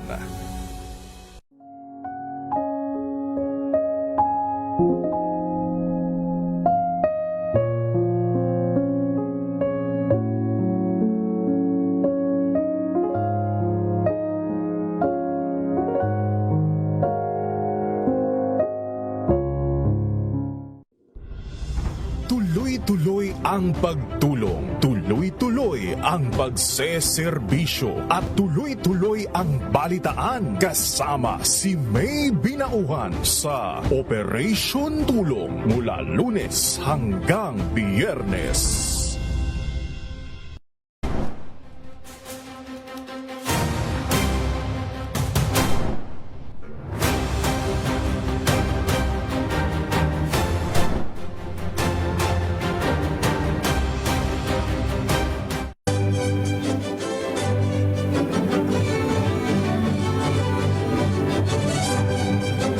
Ako po si Lisa Macuja Elizalde na nag-aanyaya sa inyong samahan kaming muli sa pagbabalik ng Art to Art alas 3:30 ng hapon dito sa DZRH Radio at DZRH News Television. Usapang sining at kultura para sa lahat tuwing araw ng linggo. Huwag kaligtaan.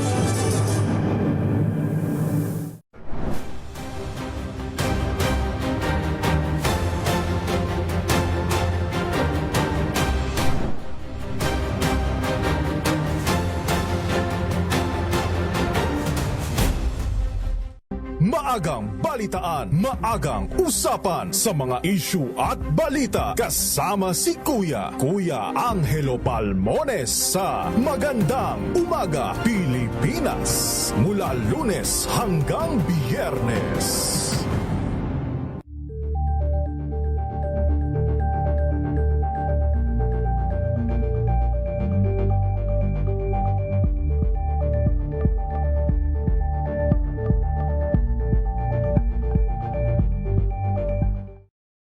Got you covered. From the hottest hits, exclusive interviews, kilig to the bones fan meet experience, and hataw performances of your favorite stars. Saturdays, 12 noon, dito lang sa DZRH TV.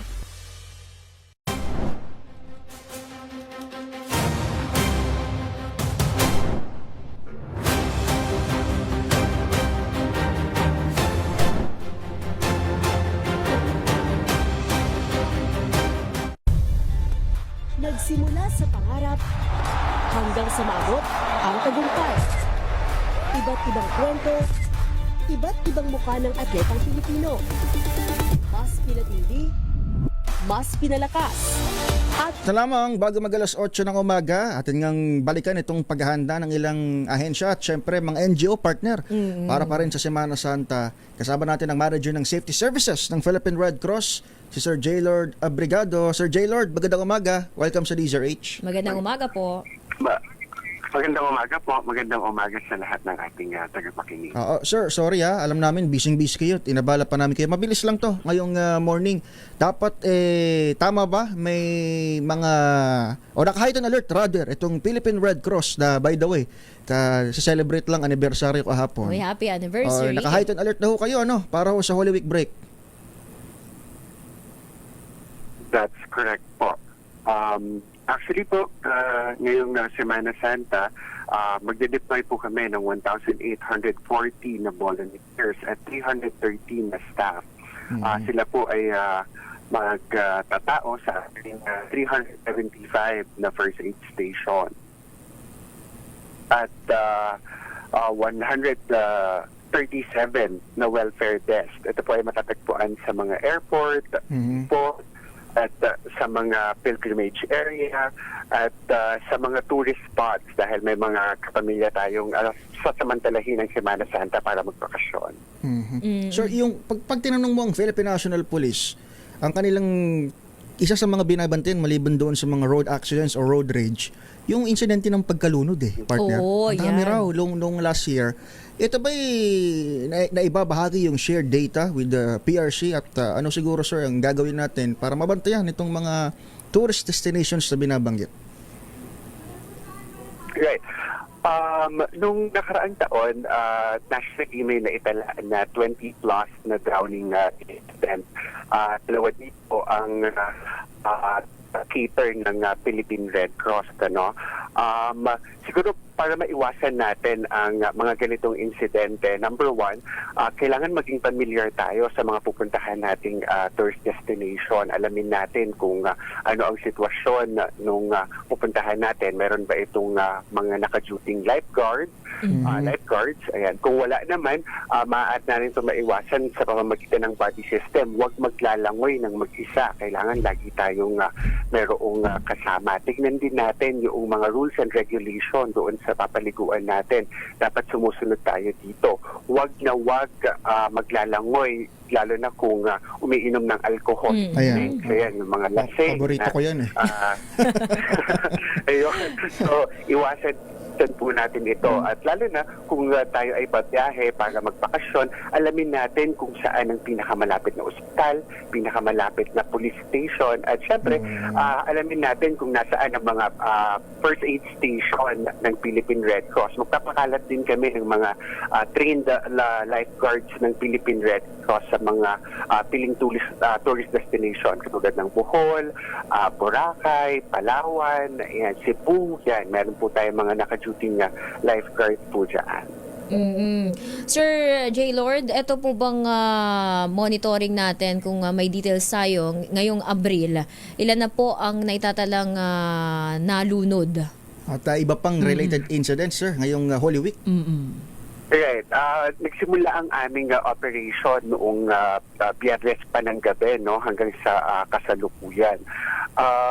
So far, meron tayong 524 na pasyente na nag-cater. Thankfully, wala pa po sa record natin ang insidente ng pagkalunod. Karamihan po ng aming mga kinater ay vital signs monitoring, lalo na po yung mga senior citizens sa mga bus terminal. At kaugnay dito, ang mga cases po na kinater po namin ay yung pananakit ng kanilang katawan, paninikip ng dibdib, pagkahilo, iyan doon sa ating mga bus terminal dahil sumisikip na nga po at maraming tao at mayroong mga bus terminal na walang sapat na upuan at mga biyahero.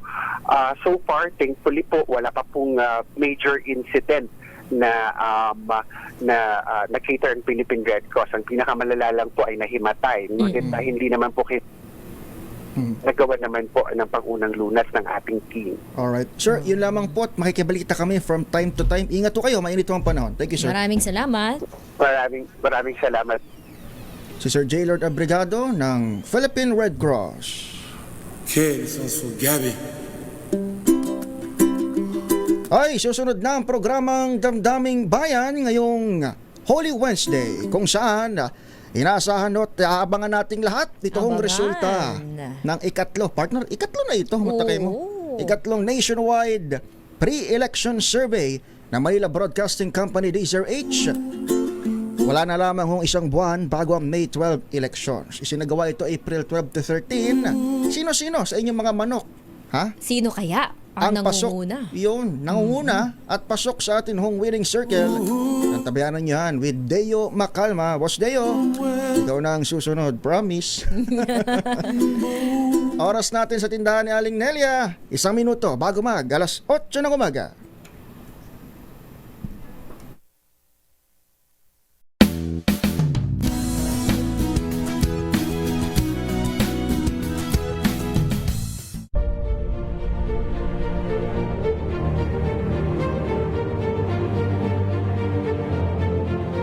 Sa ika-85 taon ng kauna-unahang radyo sa Pilipinas, DZRH. Sama-sama tayo. Isang bansa, isang radyo, iisang hangat na mapabuti ang bawat Pilipino. Sa pagdiriwang ng ika-85 taon ng DZRH. Sama-sama tayo. Una sa Pilipinas, una sa Pilipino. Serbisyong tapat sa'yo, DZRH.